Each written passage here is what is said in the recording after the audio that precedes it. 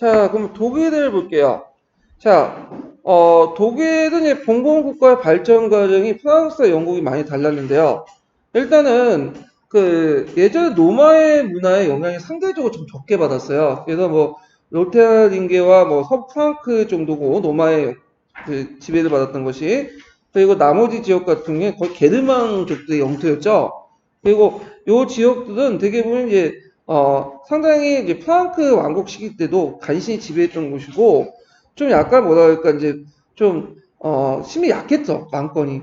거기다가, 그 당시 동부 프랑크 카롤링 계통이 점점 쇠퇴해지니까, 거기에 있었던 주요 부족장들을 이제 공이라고 했는데, 이들의 힘이, 부족공의 힘이 너무 강했다. 그래가지고, 요거 좀 기억을 해주시면 되고요. 게다가 이제 나중에 동부 프랑크 계통, 동프랑크가 그 가게가 끊겨져요. 여기 10세기 초에 들어가면. 그러니까 이제 가게가 끊어지고, 그 다음에 어떤 통일군주의 어떤 필요성을 절감을 하고 등등. 이런 이유에서 이제 새로운 이제 왕들이 이제 선출되는데, 이때 이제 뭐냐면, 부족공 출신이었던, 강력한 부족공 출신이었던 작센공의 하인 1세가, 이제 선출되죠. 그래갖고 요때부터 이제 작센가가 여기를 지배를 하게 되고요. 작센가로서 이제 유명한 사람이 누구냐면 하인의 아들이었던 오토 1세야. 오토 1세. 오토 1세 때부터 이제 우리가 얘기하는 신성 로마 제국이 시작된 거야. 신성 로마 제국이. 그래서 이 신성 로마 제국은 작센가에서 출발해서 뭐 나중에 살레르 왕조도 있고, 그 다음에 합스부르크가 든 여러 또 가문이 바뀌어. 황제고는. 그래서 요 정도만 기억을 해두시면 돼요. 그러면 이제 오토 1세부터 이제 볼게요. 자, 새로 출범한 독일 왕국의 강력한 왕권을 수입한 것은 하인의 아들 오토 1세였다. 자, 오토 1세는 왕권과와 더불어 신성 로마 제국을 건설했고요. 그 다음에 레이베트에서 마자르족을 격퇴했고요. 이게 되게 중요한 업적이죠. 마자르족의 대규모 침략을 종집을 찍었다. 그래서 오토는 명실상부한 국왕이 되기를 결심하고 아엔은 뭐냐면 여기 같은 게 뭐냐면 유명한 지역인데, 예전에도 한번 기출에 언급되는 지역이에요. 요 지역이 정통적으로 신성로마 제국의 그 대관식이 있었던 지역이 요 지역이야. 그래서 아엔에서 그 당시 대관식과 도유시를 올리고, 이걸 누가 주재했겠어요? 당연히 황제를 임명할 수 있는 사람이 누구죠? 교황이죠. 네, 교황이 주재를 했다. 그 다음 지방 제국의 반항을 분쇄했다. 자, 이렇게 이제 보시면 되고, 오토는 왕권 강화에 의해서 크게 이제 교회에 의지했는데, 왜냐하면 이 사람은 권력은 힘은 있지만 권위는 없잖아요. 그러니까 이 권위를 어디에서 빌렸냐면 그 교회에서 빌렸어. 그는 유력한 주구나 수도원장을 선택해 그들에게 부와 권력을 부여하는 한편 국왕에 대한 충성과 지원을 약속하겠다. 자, 그래서 상대적으로 이제 볼 때, 독일 같은 경우에, 특히 북부 독일 같은 경우에는 어떤 세력이 크냐면 성직자 제후들이 많아요. 성직자 제후들이. 예, 이 성직자 제후들이 많다는 게, 종교 제후라고 하죠. 종교 제후. 그래서 이제 이런 종교 제후들이 상당히 많다. 이렇게 좀 기억을 해 두시면 돼요. 그래서 프랑스나 영국의 국왕도 성직자 지원에 의존한 바 컸으나, 특히 독일에서는 다른 어느 곳에서보다 교회는 왕권의 주된 보류가 되었다. 주교와 수도원장은 그들의 강대한 토지 재산을 관리하고 주변 지역에 대해서 주백의 권한을 행사한 한편 피할 경우 오토에게 병사를 지급했다. 그래서 오토는 작센과 교회로부터 병사를 얻어 막강한 군사를 유지할 수 있었다. 독일의 종교 제후들은 제후세력들이 다른 곳에 더 강대해진 원인이다. 그래서 일단 그 독일의 그 종교 제후 왜 다른 세력들 강했냐? 일단 강대한 재산을 관리하고 주변 지역에 대해 주백의 권한을 행사한 편 필요할 경우 오토에게 병사를 제공했기 때문이다. 좀 기억을 같이 해주시면 돼요. 그래서 초창기 신성 로마 제국의 왕권은 이 교회 세력과 연합을 통해서 이루어졌다 이렇게 보시면 될 것 같아요. 네, 왜 주변의 부족공 세력들이 너무 힘이 강하니까 상대적으로 이제 왕권을 강하기 위해서는 이들을 좀 제한하여서 동맹으로서 교회를 선택했다. 이렇게 이제 이해를 해주시면 되겠죠. 자, 그래서 이제 꼭 그 뒤에는 뭐 그냥 정보 광주인데 한번 쭉 읽어보시면 돼요. 이거 관련된 내용이니까. 여기에서 보면 이제 로마로 진군해 교황부터 재간을 받았다. 그래서 요거 이로써 독일 국민의 신성 로마 제국이 성립되었으며 독일의 국왕은 동시에 황제를 겸하게 되었다. 그래서 독일의 국왕은 자기 지역의 왕이지만 동시에 신성 로마 제국의 황제예요. 두 개의 간직을 갖고 있는 거야. 두 개의 그 간직을. 그다음에 이렇게 해서 이러한 국민적이고 특수한 왕권과 세계적으로 보편적인 황제권의 결합은 독일 또 하나의 특이한 면을 보여주고 있다. 자, 신성 로마 황제는 현실적으로 독일 국왕으로서 독일의 명목상 통일 군주며 지나지 않았으나 이념상으로는 세계 국가의 로마 제국을 계승했다고 해서 황제권은 왕권을 넘어서 보편적 권력으로 생각했다.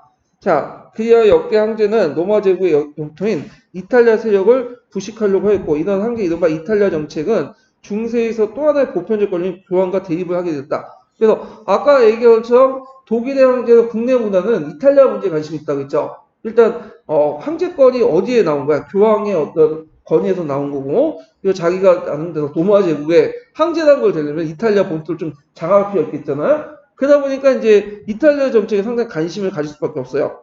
자, 그야 이제 북이탈리아 소공국가 도시국가들이 이 투쟁에 말려들어 중세 유럽 정치사의 특이한 한 페이지를 작성했다. 그래서 그 내용을 이제 쭉 보시면 신성 로마 제국이 일단은 이탈리아 장악하기 위해서는 지리적 순서상 어딜 먼저 장악해야 돼?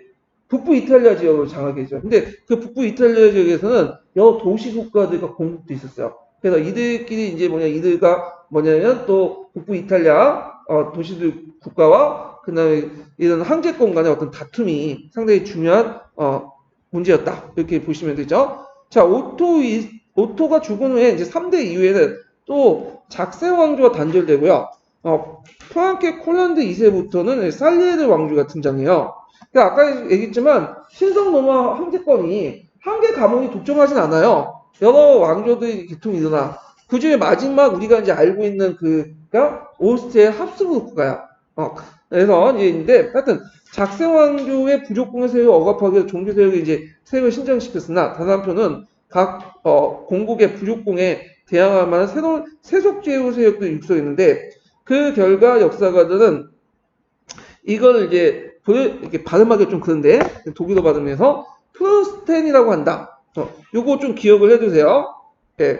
그래서 프로스텐이라는 것은 뭐냐면 각 공국의 부족공에 대해서 세속 제후 세력을 육성하려고 했는데 그 결과 이들을 프로스텐을 한다. 이거 좀 기억을 해두시면 되죠. 그래서 이들 대귀족층이 형성됐다. 자, 이 프로스텐층은 그들은 프랑스의 대제후로 막먹는 존재로서 독일 정치사에 매우 중요한 역할을 담당했고 강대한 영지를 소유했고 그 다음에 사법권 획득과 세습을 원하게 되었다. 그 다음에 콜란드 2세는 브루그르 왕국의 왕위가 비어있는 틈을 따라서 이걸 병합했고요. 그 다음 왕권의 새로운 기반으로서 미니스테리아리스라고 알려진 그 가신 계층을 육성을 했죠. 예, 이것도 좀 외워두시는 것도 좋을 것 같은데 독일어인데 이게 근데 문제는 이상하게 문제가 나올 거면 또 낼 수 있으니까 하여튼 그래서 이제 이 사람들은 출신 성분이 좀 달라요. 이 사람들은 우리가 이제 이 가신계 그 계층들은 일종의 금수저가 아니라 그 일종의 흑수저야, 흑수저. 그 농민 출신, 농노 출신 이런 사람들이 많은데 이들 가신은 왕령에 선발된 농민, 그 대부분 경우 농노 출신으로서 전사 또는 행정관리로서 훈련받은 사람들이다. 따라서 그들은 기존의 귀족이나 성직자, 혈연관계 이해가 갖지 않는 독립된 행정관리층과 기사군단을 형성했다. 자, 코란드 2세가 이제 죽은 후에 할리 3세는 공황의 정책을 이제 계승해갖고 왕권 세력 기반을 확장하기 위해서 남부 작센과 투르겐의 성체를 축소하고 슈밥의 왕령 출신의 가신을 하여금 이들을 지키겠다. 왕권 강화 정책의 제후들 특히 왕권 독립하고 있었던 작생 제후들의 강한 반대에 부닥쳤고 가신들은 오직 국왕에 충성할 뿐 작생 귀족들에게 일말의 공감을 갖지 않았다. 그래서 이제 하인 3세는 유능한 군주로서 교회 개군들의 공감을 호명하고 그 다음에 신은 대귀족이었던 홀스텐의 왕권 강화 정책의 무인과 교회의 지지도 그 다음 1046년에 독일 정체를 평전하는 데 성공했다. 같은 해 로마 제국을 봤을 때 독일 왕권의 건세는 한 위험의 정점에 달았다. 근데 이제 하인 3세 이후부터 정점을 다루는데 그 뒤에 이제 신성 로마 황제들은 나중에 좀 얘기하겠지만 또 분열돼. 그래갖고 살레르 왕조는 나름대로 독일의 중앙 집권 정책을 좀 강화시키려고 했어요. 아까처럼 얘기한 것처럼 가신층도 하고 새로운 이제 제후 계층 신흥 대귀족 출신도 뭐냐면 육성하고. 근데 이제 나중에 바펠공과 이제 호헨슈테인바가 싸우고 그 과정에서 이제 이들이 이제 관심 있는 거는 갑자기 이제 독일이 아니라 어디도 관심이 이탈리아 문제 더 관심이 있게 돼요. 그래서 이제 문제가 됐는데 자 이거는 몇 페이지를 보시냐면 224페이지 좀 볼게요. 아니 200 이게 몇 페이지야 잠깐만요. 200에 이게 뭐라고 적었는데 내가 적어놨는데 예? 220페이지 예 220페이지 예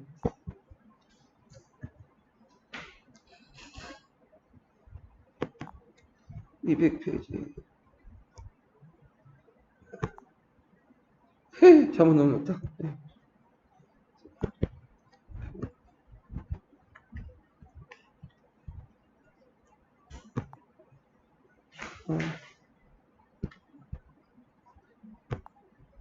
잠깐만요 이게 220페이지 예 220페이지 보면 잠깐만 이게 프랑스 왕조인데 여기 있네요. 예. 자 황제와 이제 교황이 대립해가지고 있는데 그 당시 독일과 이탈리아 정치적 발전은 그 영국과 프랑스와는 크게 달랐다. 독일에는 보험수업하고 이제 서인권 문제가 일단은 이거는 나중에 좀 얘기할게요. 베펠가하고 호헨슈트바가 이제 또 제의를 둘러싸고 이제 싸우게 돼요. 그리고 지네끼리 하다가 이제 대립을 계속했고 그것이 이제 이탈리아로부터 또 파급돼서 교황파인 게프파하고 황제파인 기베리파의 대립을 하게. 그러니까 이탈리아 정치도 교황하고 이제 황제에 연결돼 있어. 그러니까 황제가 누가 되겠다 교회의 어떤 세력 권도가 동동이 같이 일어나기 때문에 줄을 어떻게 쓸 것이냐 그게 되게 중요한 부분이었죠. 자 결국에는 그 호헨슈테우파가 또 등장을 해요. 그래갖고 이제 이게 프레드린 1세인데 이 사람 국내 막강한 적대 세력인 벨페이가 하이니 사자공을 충돌 회피하고 대제후에게 영진의 자유재량권 인정 대신에 황제에 대한 신종을 요구하고 소제후의 귀족을 대제후 신하로 만들어서 독일 봉건국가를 조직했다. 그래서 독일의 봉건제도를 이제 확립시켰던 사람이 요 사람이었다. 좀 기억을 해두시면 돼요. 독일 같은 경우에 좀 특징이 뭐냐면 초창기 때 독일의 봉건제가 그렇게 강하지 않겠어요. 근데 11, 12세기 넘어가면서 이제 그 유럽에서 봉건제 해체돼 가는 도중에 반대 독일 같은 경우에는 봉건제가 재조직돼. 이게 좀 특징이거든요. 자, 그래서 이제 재판 농농제도하고 이제 해서 연결되어 있는데, 자, 독일에서 봉건질서를 확립한 프로이디니는 혼인을 통해서 브루그드 왕국을 접수하고 이탈리아 진출해서 롬바디아에서 형제권 항복을 나섰다. 그래서 이때부터 이제 이 왕조 때부터 독일보다는 이탈리아에 관심이 있어. 그래서 이제 이탈리아 반도 들어가려면 항상 걸리는 게 롬바디아 평원이죠, 여기. 북부 이탈리아. 그러니까 이제 항상 북부 이탈리아의 도시 국가들과 그 소공국들하고 충돌하게 되는 거야. 그러면 이들이 이제 가만히 있겠어요? 아니죠. 그래서 이들 나름대로 도시국가, 도시 동맹을 만들어. 그래서 황제권과 대립을 하고 매번 치고니 받고 싸우고 그래요. 자, 그래서 이제 롬바디아에서 귀족과 도시의 상인들이 연합해서 황제 대강을 검하고 있는 주교의 정치 권력을 박탈하고 롬바디아에서는 자치적인 도시 공동체, 꼬문을 형성하죠. 그래서 이제 이때부터 특징이 뭐냐면 롬바디아 이쪽 그 북부 이탈리아 도시의 꼬문 운동의 특징이 뭐냐면 귀족하고 도시민이 결합해서 일어나요. 이게 남유럽형이죠. 예. 그래갖고 이제 그 이후 두 가지에는 정치적으로는 아까 그 북쪽에 내려오는 황제와 대립하는 과정에서 강력하게 응집할 필요가 있었고 두 번째 이들이 이제 도시국가 내 귀족세력이 좀 강하니까 불르지아 세력들이 타협을 해버린 거야. 그래서 이들을 도시귀족으로 편입시켜서 같이 이제 도시행정에 참여시키는 방향을 하게 되죠. 자, 그리고 요게 이제 북부 이탈리아뿐만 아니라 일단 북부 이탈리아를 통해서 어디 내려오는 거야? 교황을 장악하겠다는 거 아니야? 이 교황령까지. 그러니까 당연히 황제 이탈리아 진출은 필연적 교황과의 충돌로 초래했다. 밀라노의 반황제파의 봉기를 실패하기 위해서 그 당시 그 롬바디아 도시동맹이 결성되어 황제국을 네노나에서 격파하였다. 프레이드는 결국 롬바디아 도시와 합병을 막고 투스카나 스폴레드 중부 이탈리아 그 세력을 확장시킨 동시에 시칠리아 친선을 도모하기 위해서 황태자비를 시칠리아의 숙모 콘스탄스가 맞이하겠다. 그래갖고 이제 요길 피해가지고 요쪽 지역만 장악을 하려고 이제 하는 것 같아요, 보니까. 자, 그래서 이제 프로이덴의 후계자들은 교황과의 대립을 이제 회피하고 원래는 북부 이탈리아를 도와가지고 어디를 공격해? 교황을 장악하려고 했죠. 근데 이제 그게 안 되니까 교황국을 돌아서 그 중부 이탈리아와 그다음 부르고르부터 수익을 이용해서 이제 독일 왕권을 강화시켰고 그 다음에 이제 그들은 이 길을 택하지 않고 도모하고 있었으나 그들은 이 길을 택하지 않고 계속 이탈리아 정책의 제가 잘못 읽었는데 다시 읽을게요. 프로이덴 후계자들에게는 교황권의 대립을 회피하고 중부 이탈리아와 부르고르부터 수입을 이용하여 독일에서의 왕권 강화 중앙집권을 도모하는 길도 있었으나 제 말을 잘못했네. 여기 제가 잘못 이해했는데 저도 독일사를 좀 낚아다 보니까 원래는 이제 다시 얘기하면 이쪽 길을 통해서 이제 북부 이탈리아를 통해서 교황을 이게 장을 해야 돼 원칙 했는데 이게 잘 안 되잖아. 그러면 여기에서 하려면 이제 우회적으로 중부 이탈리아를 장악할 중부 이탈리아나 부르고디에 해가지고 좀 황제권을 강화시키고 국내 기반을 확보하고 우회로 해야 되는데 그 후에 이제 황제들은 그렇게 방법을 선택하지 않고 계속 어떻게 이 북부 이탈리아와 교황 간의 연결 라인을 확보하려고 했죠. 그러면서 이제 문제가 생겼다는 거죠. 자, 그래가지고 이제 그 후에도 계속 하다 보니까 이것이 나중에 독일과 이탈리아의 집권적 통일 국가를 발전을 봉쇄했다. 이렇게 좀 기억을 해두시면 되고요. 그다음 프리드리히 1세가 이제 십자군 창가에서 성교 항하던 중에 소아시아에서 익사하니까 그의 아들 하이리 6세가 제위에 올랐죠. 그는 시칠리아 왕의 후계자가 없이 사망하자 왕비의 이름을 왕위를 요구했고 시칠리아 왕국의 주요 지책을 독일의 관리로 배치했다. 그리하여 그는 독일, 부르고르, 이탈리아, 시칠리아의 지배자가 되었다. 자, 이를 근거에 지중해 세계의 지배를 꿈을 가졌으나 그 일에 착수하기 전에 사망했다. 하이리 6세가 죽자 그의 아들이었던 프리드리히가 나이가 아직 어린 것을 이용하여 벨벨 오토가 영국 리처드의 호를 와서 왕에 오르고 이를 계기로 또 이제 양가의 대립이 또 일어났죠.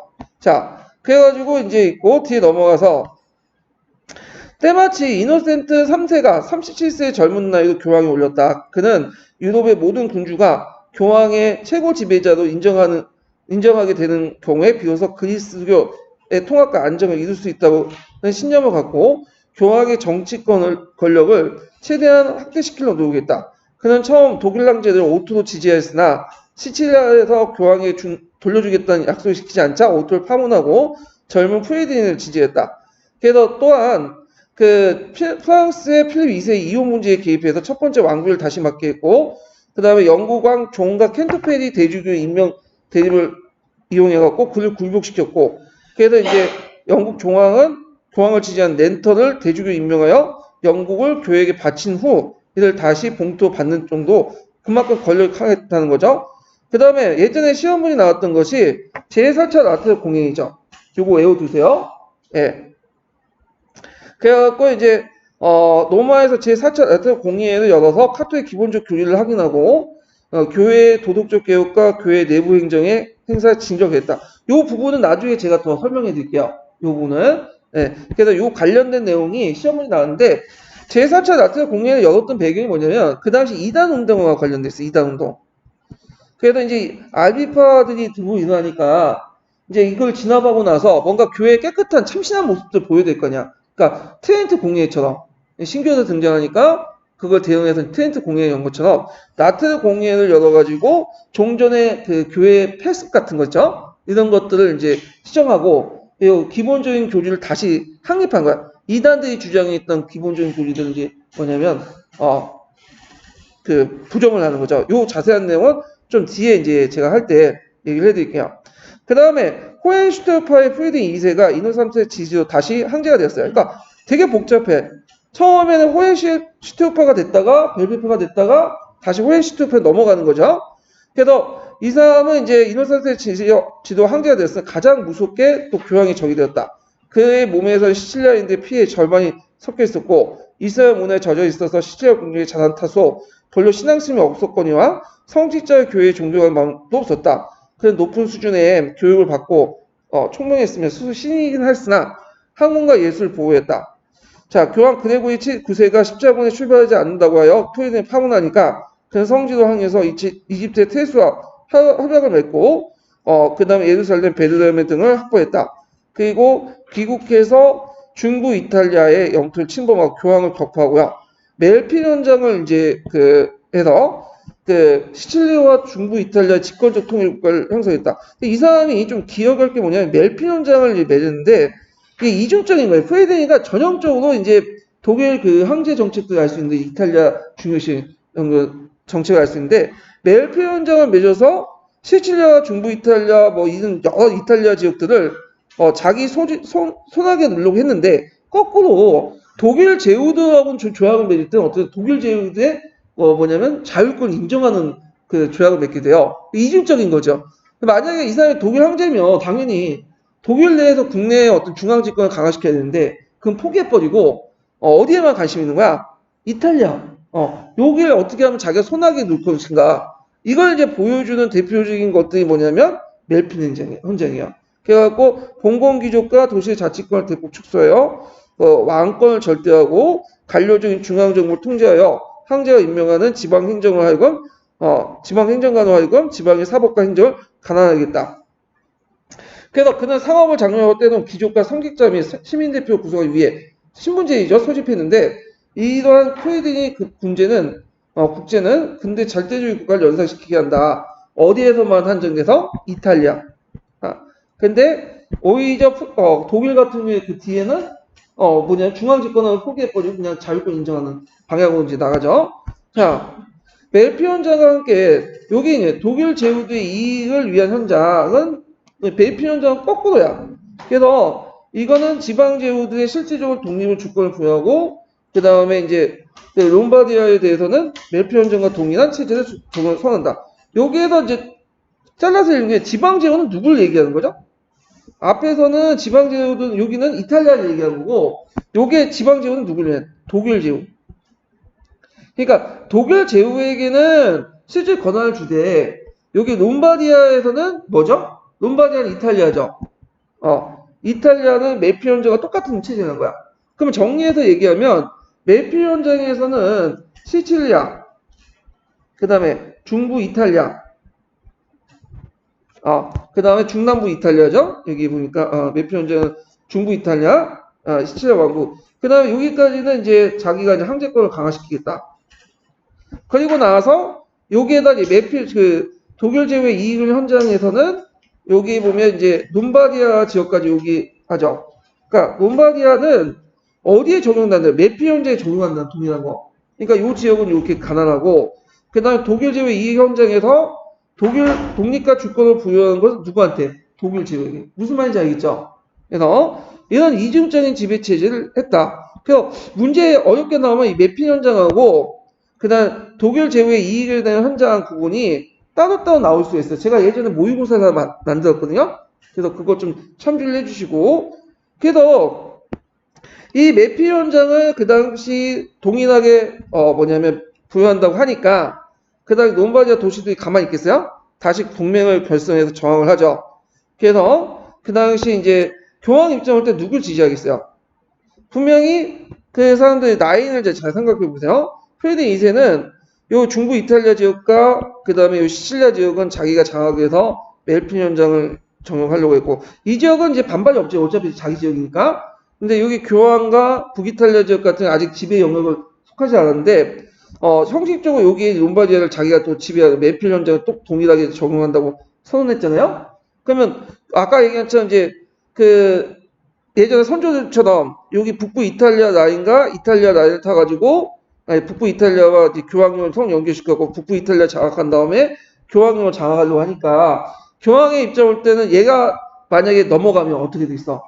자기 차임 아니야. 그러니까 이제 반발하는 거지. 그래서 이 사람이 교황이 여기를 지원해 주는 거야. 지지해 주고. 자, 그래서 이제 다시 이제 싸움이 일어나는 거죠. 그래서 이제 이노테스 3세가 4세가 프레드 2세를 파문하고 그다음에 룸바디아 도시동맹을 또 지원했다. 그래서 프레드는 이들 굴복시키지 못하고 이제 사망했고요. 그의 사망의 실존이 호헨슈타우파의 이제 종말 뜻하죠. 그 다음에 이제 프레드의 아들 폴란드가 1254년에 사망 후에 이때 이제 대공의가 들어. 대공의가. 예, 대공의. 그래서 대공의가 등장하면서 이제는 이건 뭐예요? 대공의가 뭐가죠? 황제가 없는 시대예요. 그래도 이제 나중에 금인치서를 이제 뭐냐면 만들어지게 된 거죠. 그래서 합스부르크가 루도프가 황제가 선출되었으나 왕년의 황제권의 위험을 찾을 수 없고 루도프는 교황령에 대한 요구를 포기하여 교황의 지위를 획득했으나 독일 내에서 왕권이 강하다는 중앙집권 시도를 하지 않았다. 이하여 독일 지방 제후들은 저마다 연방국가가 연방국가 특징 보시면 알겠죠? 그러니까 독일 제후하고 신성로마 황제 사이는 봉건 제후야. 봉건 국가 형태를 띠고 있지만 그 연방 각 제후들이 통치한 연방 국가들은 뭐죠? 중앙 집권적인 어떤 특징을 갖고 있어요. 북부 이탈리아 도시죠. 그리고 또 안에서 이제 자치 도시도 있었고 그리고 연방 국가 형성하는 방향으로 나갔고 도시는 자유를 목적으로 도시 동맹이 결성됐다. 그래서 이 도시 동맹들이 이제 대표적인 게 뭐냐면 한자 동맹 있죠.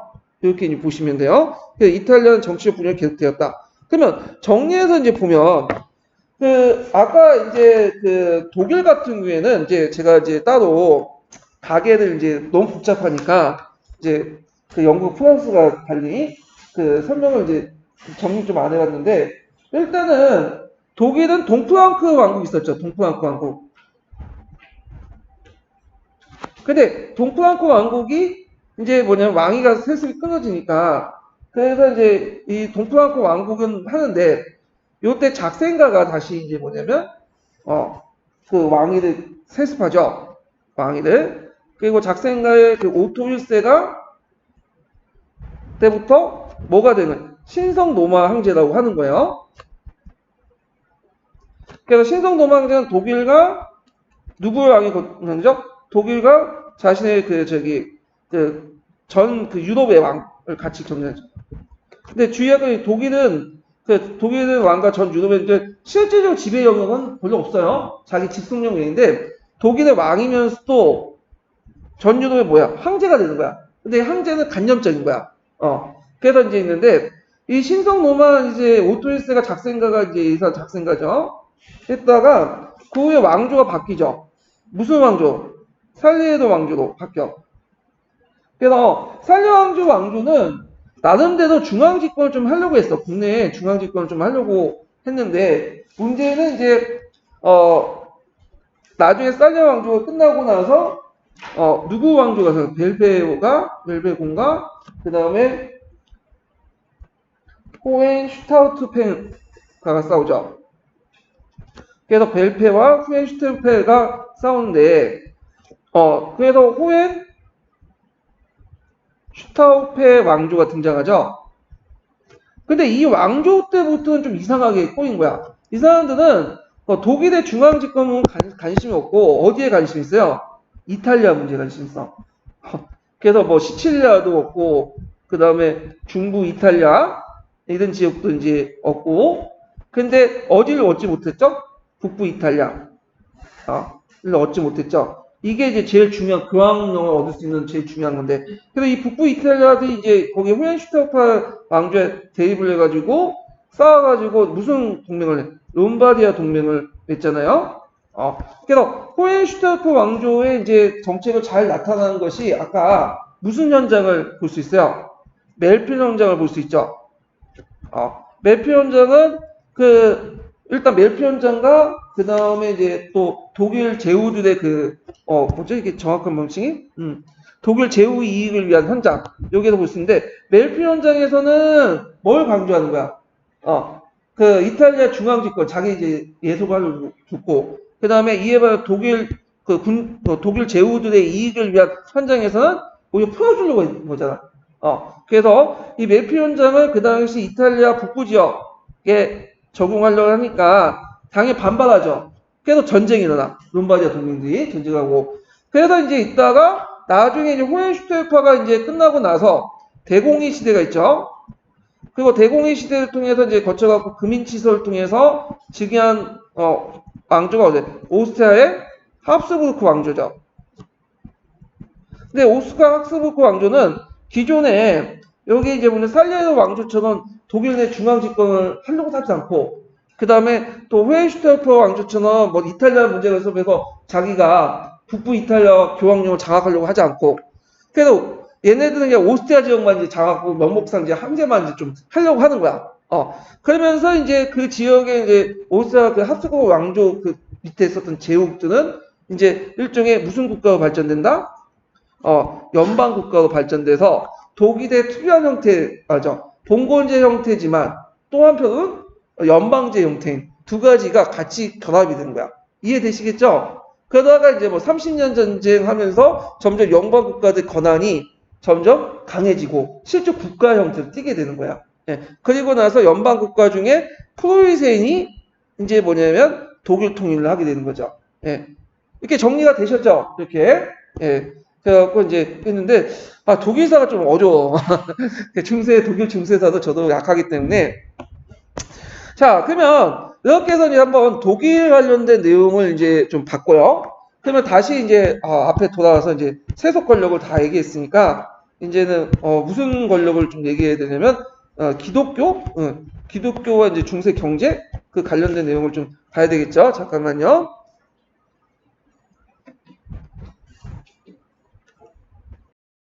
자, 그러면 이제 그 반려 왕조와 이제 백년 전쟁을 볼게요. 요거 이제 보기 전에 기본 심화 강의 잠깐 정리 좀 하고 넘어갈게요. 백년 전쟁도 예전에 한번 시험문이 나왔기 때문에 자, 백년 전쟁의 원인 계기를 보면요. 크게 세 가지를 볼 수 있어요. 일단 반려 왕조의 왕위 계승권 문제, 그다음 프랑스의 영국령 문제, 프랑스 지역 이렇게 문제 있는데 일단 반려 왕의 계승권 문제를 보면 이때 이제 그 필립 4세가 있다고 했죠.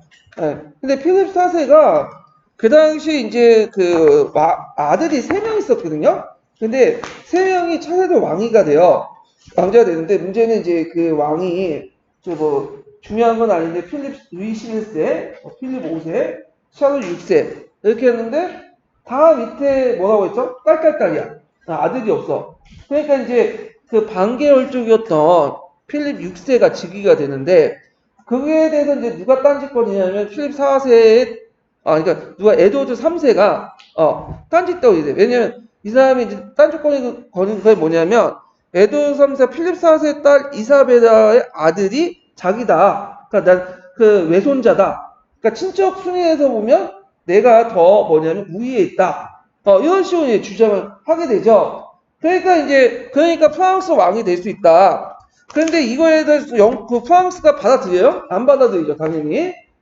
그래서 이제 이 반려왕조 왕위 계승권 문제 때문에 싸웠고, 그 다음에 또 프랑스의 영국령 문제. 아까 이제 많은 이제 북의 전투 이후에 땅이 뺏겼지만, 일단은 가스코노 지역, 그 다음에 여기 오르망 지역 등등등, 아직까지는 무슨 지역이 있었어요? 프랑스의 영국령이 있었어. 그런 것들. 자, 그 다음에 이제 프랑드 지역 문제인데, 프랑드 지역은 어디냐면, 요 지역이에요. 보죠. 네, 프랑드 지역. 요 지역은 이제 어떤 지역이냐면, 이거는 오늘날 벨기에 지역이죠, 벨기에. 그 당시 네덜란드라고 했던 지역인데, 여기가 이제 어느 지역이냐면, 모직물 생산지예요, 모직물. 네.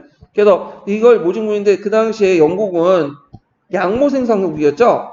그래서 양모를 프랑드에게 주고, 프랑드에서 이제 모직물을 이제 생산을 한 다음에, 이걸 이제 전 시장에 갖다 파는, 유럽 시장에 갖다 파는 상보적인 관계야.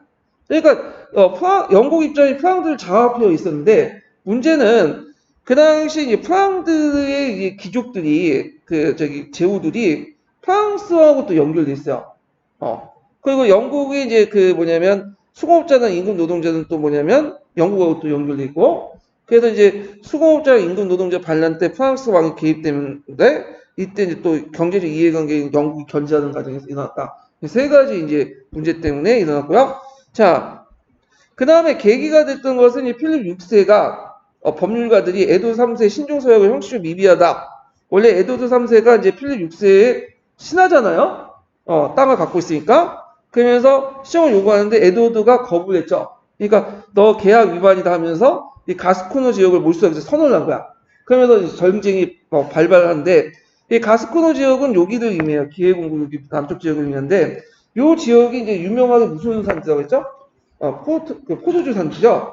그래서 이제 이렇게 해갖고 전쟁이 시작됐다. 이렇게 기억을 해두시면 될 것 같아요. 자, 그러면 그 당시 이제 그 백년 전쟁 당시 영국과 프랑스의 국력을 보면요. 자, 거기 보면 이 인구 측면에 볼 때 프랑스는 지금 영국과 프랑스는 만만한데 그 당시 영국이 많았어. 프랑스가. 그래서 프랑스가 그 당시 중세나 근세 시대 때 강국이었거든요. 그 강국의 이유가 뭐냐면 인구가 많아서 그래. 인구가. 근데 영국은 상대적으로 이때 영국이 잉글랜드만 이제 한정돼서 보는 거죠. 주로 그 500만밖에 안 됐어요. 인구 차이에서 3배 이상이죠. 네, 자원 동원 능력에서 이제 의회를 통해서 전쟁 보조세를 징수할 수 있고 양모 수출을 통해서 세금을 징수하는데 프랑스는 그 당시 물론 중앙 집권을 가강화시켰다고 해도 상대적으로 이제 통치할 수 있는 영역이 별로 없었어요. 그래서 이래서 적절한 동원 수단이 없었고, 그다음 영국 같은 경우에는 보병과 장군수가 군대 핵심이야. 예. 그래서 영국은 그러니까 잉글랜드 오랫동안 전쟁을 좀 많이 했어. 왜 전쟁을 많이 했냐면 그 북쪽에 누구하고 싸웠죠? 스코틀랜드하고 싸웠어. 계속. 그리고 이제 대인족하고 싸우고 스코틀랜드하고 막 하면서 독립전쟁하면서 그래서 그때 이제 기병에 그렇게 뭐 중요한 게 이제 못 느끼는 거야. 기병 중심이 아니라 이때 보병과 장군수 중심으로 이제 바뀌게 돼요. 되게 보병 중에 장군수의 비중이 많았거든요. 근데 그 당시에 영국도 장국수가 되려면 중소농민층은 돼야 돼요. 무장하고 자비도 들어가서 하니까. 그래서 이 장공수를 뭐라고 했냐면, 장공을 뭐라고 했냐면, 젠틀이라고 했어요. 젠틀이. 그래서 그 보병, 그러니까 장공수를 젠틀이라고 했고, 그게 나중에 하나의 뭐가 돼요? 계층이 되는 거야. 그러니까 장공수가 될 만큼 경제적인 어떤 여유가 있는 사람을 젠틀이라고 한 거야. 예. 그 다음에 이에 반해 이제 중부장 기사 이렇게 이제 싸우는데 초반기 때는 깨지죠. 예. 그래서 보병과 장군이 깨지고 물론 주의할 것은 그렇다고 해서 기병이 없었냐? 아니에요. 기병이 있었어 영국군에도. 근데 핵심은 뭐였다? 보병과 장공수. 예. 그래서 이제 이렇게 이제 보시면 될 것 같아요. 그래서 프랑스가 영국의 잉글랜드 장공수에 깨진 사건이 크래시 전투야. 그래서 예전에 한번 기출 예문에 나왔던 건데 프랑스의 중무장 봉공 기사들이 장공을 가진 영국의 롱보라고 하죠. 네, 롱보를 가진 영국의 자연농민 출신의 보병대 이걸 이제 젠티라고 해요. 그 젠티에게 격파를 했고 그래서 이제 결국에는 이제 카렌이 함락되죠. 프랑스 침공지에 근거를 마련했다. 그리고 이제 아젠콜란 전투에서 이제 영국 회교 5세가 내분 이후에 또 승리하고 등등 해가지고 초반기 때는 영국이 이겨요. 근데 이제 후반기에 들어가면서 이제 달라지죠. 후반기 때 들어오면서 이제 누가 등장을 하냐면 잔다르크가 등장하잖아요. 예.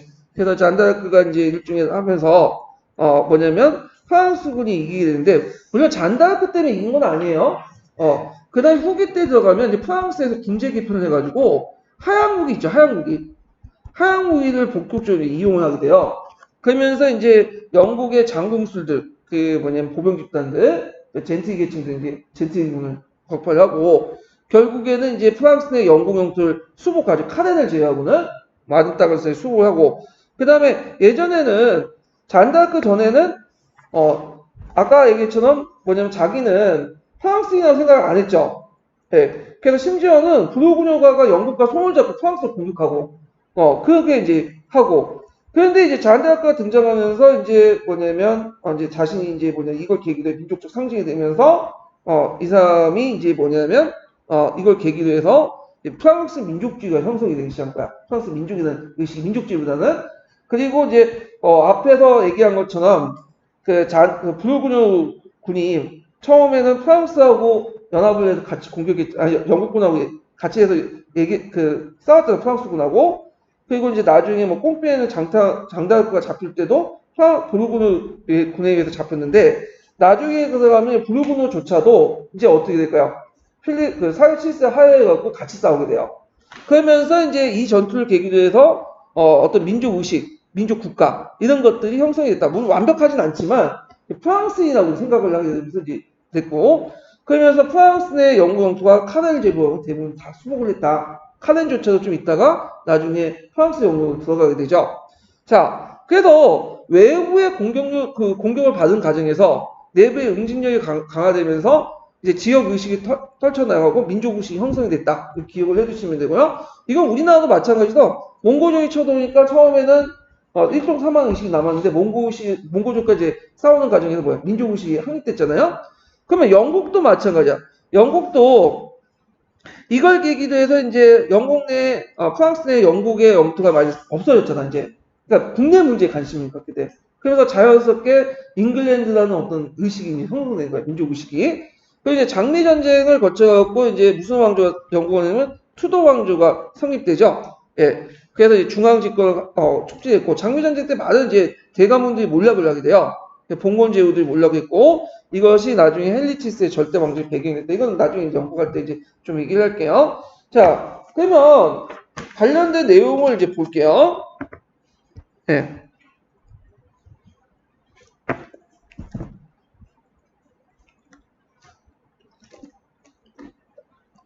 자, 중세 말에 유럽 정치사에서 가장 큰 중요한 사건은 백년 전쟁이었다. 자, 백년 전쟁의 주된 원인은 프랑스의 반려 왕조의 성립과 이와 관련된 왕위 계승 문제였다. 카페 왕조가 프랑스 왕위를 오래 누리면서 왕권을 강화할 수 있었던 이유 중에 하나는 대대로 왕위를 계승한 왕자를 끊임없이 끊이지 않았다는 점이다. 그러나 필립 4세의 후계자는 불행히도 왕자를 갖지 못했다. 그래서 장남인 누이 10세, 그 다음에 그 동생 필립 5세, 사르 6세 다 딸딸딸이었죠. 그래서 이제 논의 끝에 필립 4세 동생의 아들인 벨로아 왕인 필립 6세가 왕이 오니까 필립 4세 입장 올 때는 동생의 아들이니까 조카예요. 반계 집안이죠. 그래서 이제 그 반려 받작이 됐기 때문에 반려 왕조라고 이름을 이제 고치고요. 필립 6세가 이제 물론 가장 가까운 남계 왕위 계승제지만 여자가 직접 왕위 계승이 불가능하더라도 만약 그녀의 아들이 계승할 수 있다고 하면서 필립 4세의 딸이고자 딸이요 잇따라 왕위에 계승한 새오빠 여동생 이사벨라가 아들 에드워드 3세가 보다 더 가까운 상위 계승자는 주장도 충분히 성립할 수 있었다. 당연하죠. 에드워드 3세가 오히려 이제 그 양계의 입장에 올 때는 오히려 그 필립 4세의 손자가 되는 거잖아. 그러니까 이제 조카보다도 손자가 훨씬 더 뭐냐면 더 가깝죠. 왕위 계승에서 이쪽 때. 자, 이사벨라는 필립 6세의 즉위에 이제 항의했으나 젊은 그 에드워드 3세는 그 당시 이제 가스코노 공령의 영주로서 필립 6세에게 신종 서약을 했다. 그러나 그의 심중에는 마음속에는 프랑스 왕위에 대한 야망이 전혀 없었다. 전혀 없었던 건 아니었다. 자, 이와 같이 이제 왕위 계승 문제에도 영국과 프랑스에서는 언제나 전쟁을 벌일 조건이 있었다. 그 외에도 일단 노르망디공이 영국 정복이 영국 왕은 프랑스의 강단 영토를 소유하고 있었고 그 다음에 이것 때문에 계속 전쟁이 끊이지 않았죠. 그리고 그래서 이제 이런 것들 특히 이제 요 문제 중에 가스코노 지역의 문제 때문에 그래서 가스코노 지역을 그 당시 이제 계속 요구를 해왔고 등등. 자, 그래서 이 가스코노 문제 영역 문제 때문에 프랑스와 이탈리아 간의 그 분쟁이 끊임없이 분쟁을 거듭하고 있었다. 이런 것도 있고요. 또 다른 지역은 프랑드 지역이죠. 그래서 14세기 초에 이제 프랑드는 부유한 상인 지배에 대해 수공업자 임금도는 폭동과 반란이 빈번하게 일어났고 프랑드 맥은 이를 처리하지 못하자 프랑스 왕의 개입이 초래했다. 프랑드는 영국의 양모의 주요 시장으로서 양모 수출에 대한 관세는 영국 왕의 주요 수입의 하나였기 때문에 영국 왕은 프랑스의 지배에 들어가서 묵과할 수 없었다. 자, 등등 해가지고 이제 이런 배경 아래 이상 같은 배경 아래 100년 전의 직접적인 원인이 된 것은 필립 6세의 법률가들이 1329년에 에드워드 3세의 신종서에 뭔가 문제가 있다. 트집이죠, 일종의. 왜냐하면 에드워드 3세에 문제가 있다고 해가지고 어디 땅을 뺏으려고 해. 에드워드 3세가 가지고 있는 프랑스의 영지를 뺏으려고 했던 거야. 특히 가스코느 지역을. 그래서 그 당시 에드워드 못하다고 해서 그 불비점을 시정한 걸 요구했고 에드워드가 이를 거부했다. 에드워드는 스코틀랜드와 전쟁 중이었기 때문에 프랑스가 스코틀랜드 은근히 지원하는 것을 몹시 못 봤다고 생각했다. 양국의 관계가 험악해지 찰나에 필립 6세가 가스코너 지역을 몰수하고 선언하고 에드워드는 프랑스에 대한 선전포고를 하면서 프랑스 왕위를 요구했다. 왜냐하면 내가 입장 올 때는 너보다 내가 훨씬 필립 4세에 더 가깝다. 그런 식으로 이제 뭐냐면 주장을 하면서 하게 되죠. 근데 이게 이제 법률상을 보면 게르만법에 있어요. 게르만법에 보면 살리법이라고 하는데 거기 보면 이제 뭐가 되어 있냐면 왕위는 북에서만 계승할 수 있다 이렇게 돼 있어요. 여자가 왕위가 있을 수 없어. 그래서 이걸 가지고 이제 뭐냐면 목에 계승이 안 돼요. 게르만법에 의하면. 그러니까 법률가들 보니까 에드워드 3세는 좀 가깝지만 북위 쪽이 아니라 모계 쪽이 아니야. 그래서 이제 엄마의 항해에도 불구하고 결국에는 왕위가 못 됐던 거고, 잠시 에드워드 3세도 이게 법이 그러니까 예전에 게르만법이 그러니까 이제 물러난 건데, 마음속에 꼭 그런 건 아니죠. 자기가 왕이 되고 싶지, 프랑스 왕이. 프랑스 왕과 영국도 같이 하면 좋죠. 예. 근데 이 문제가 이제 나중에 무슨 문제와 또 연결되냐면, 오스트리아 왕위 계승 전쟁하고 똑같아요. 오스트리아 왕위 계승 전쟁에도 이제 오스트리아 이제 마리아 테레지아 있죠. 예, 마리아 테레지아가 왕이 될 때, 문제는 그 게르만법에 들면, 뭐, 왕이나 황제가 될 수 없거든, 여자가. 어떻게 여자 왕이 돼? 황제가 되고.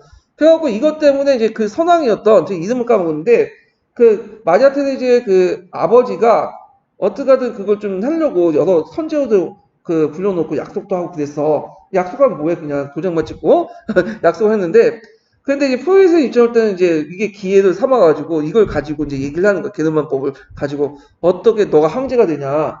그러면 황제권을 그 폐위시키다 그게 아니라 그 빈미에 불과하고 실제 뭐야? 영토 문제야. 그래놓고는 그 남쪽 지역인 어디 친구야? 슐레지아는 첫 번인 거죠. 예. 그래서 이제 이 게르만법이 이제 왕위 계승과 관련돼서 좀 얘기를 했고요.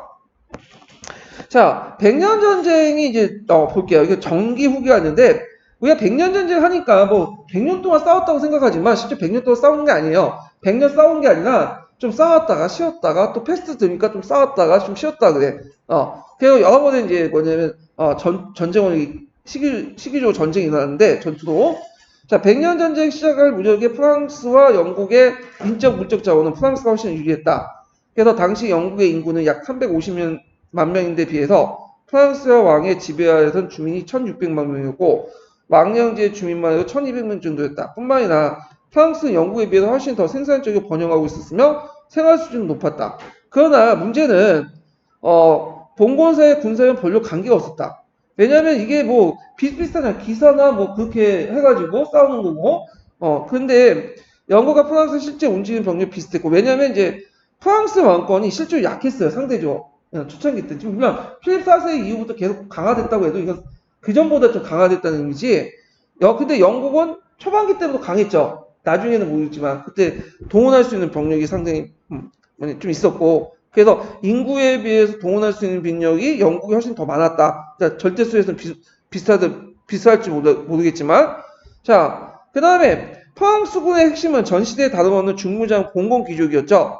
근데 이에 반해서 이제 영국군 공공기사에다가 장군, 롱보를 이제 소지한 자연농민 중심 고병대 이들을 뭐라고 했죠? 젠티라고 했죠.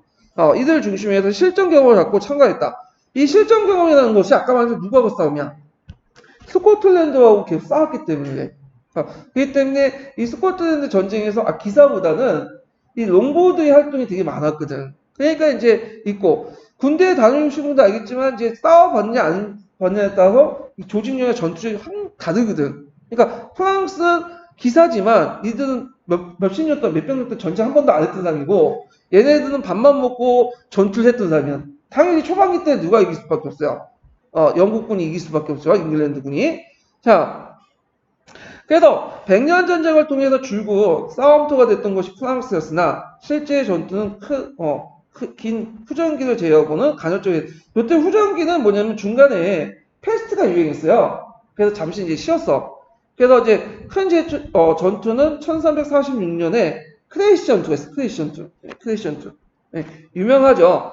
이때 이제 뭐냐면 크레이션투는 이제 에드워드 3세가 수적 우수한 프랑스군을 격파하고 다음에 카덴을 함락시켜서 프랑스에 침공하는 견고한 근거를 삼았다. 한번 흑색 갑옷을 입은 출전해서 흑태자로 불렸던 에드워드 3세가 장남이 가스코노 지역을 돌면서 남부 이탈리아 도달되며 약탈과 방할 일삼는데 가스코노에 출발하여 루아르 강에 진출한 흑태자로 돌아온 게 뿌에트에서 또 프랑스가 만나서 이를 격파했고 국왕 장과 그 다음에 이제 그 아들 필립을 비롯한 많은 귀족들을 사로잡다.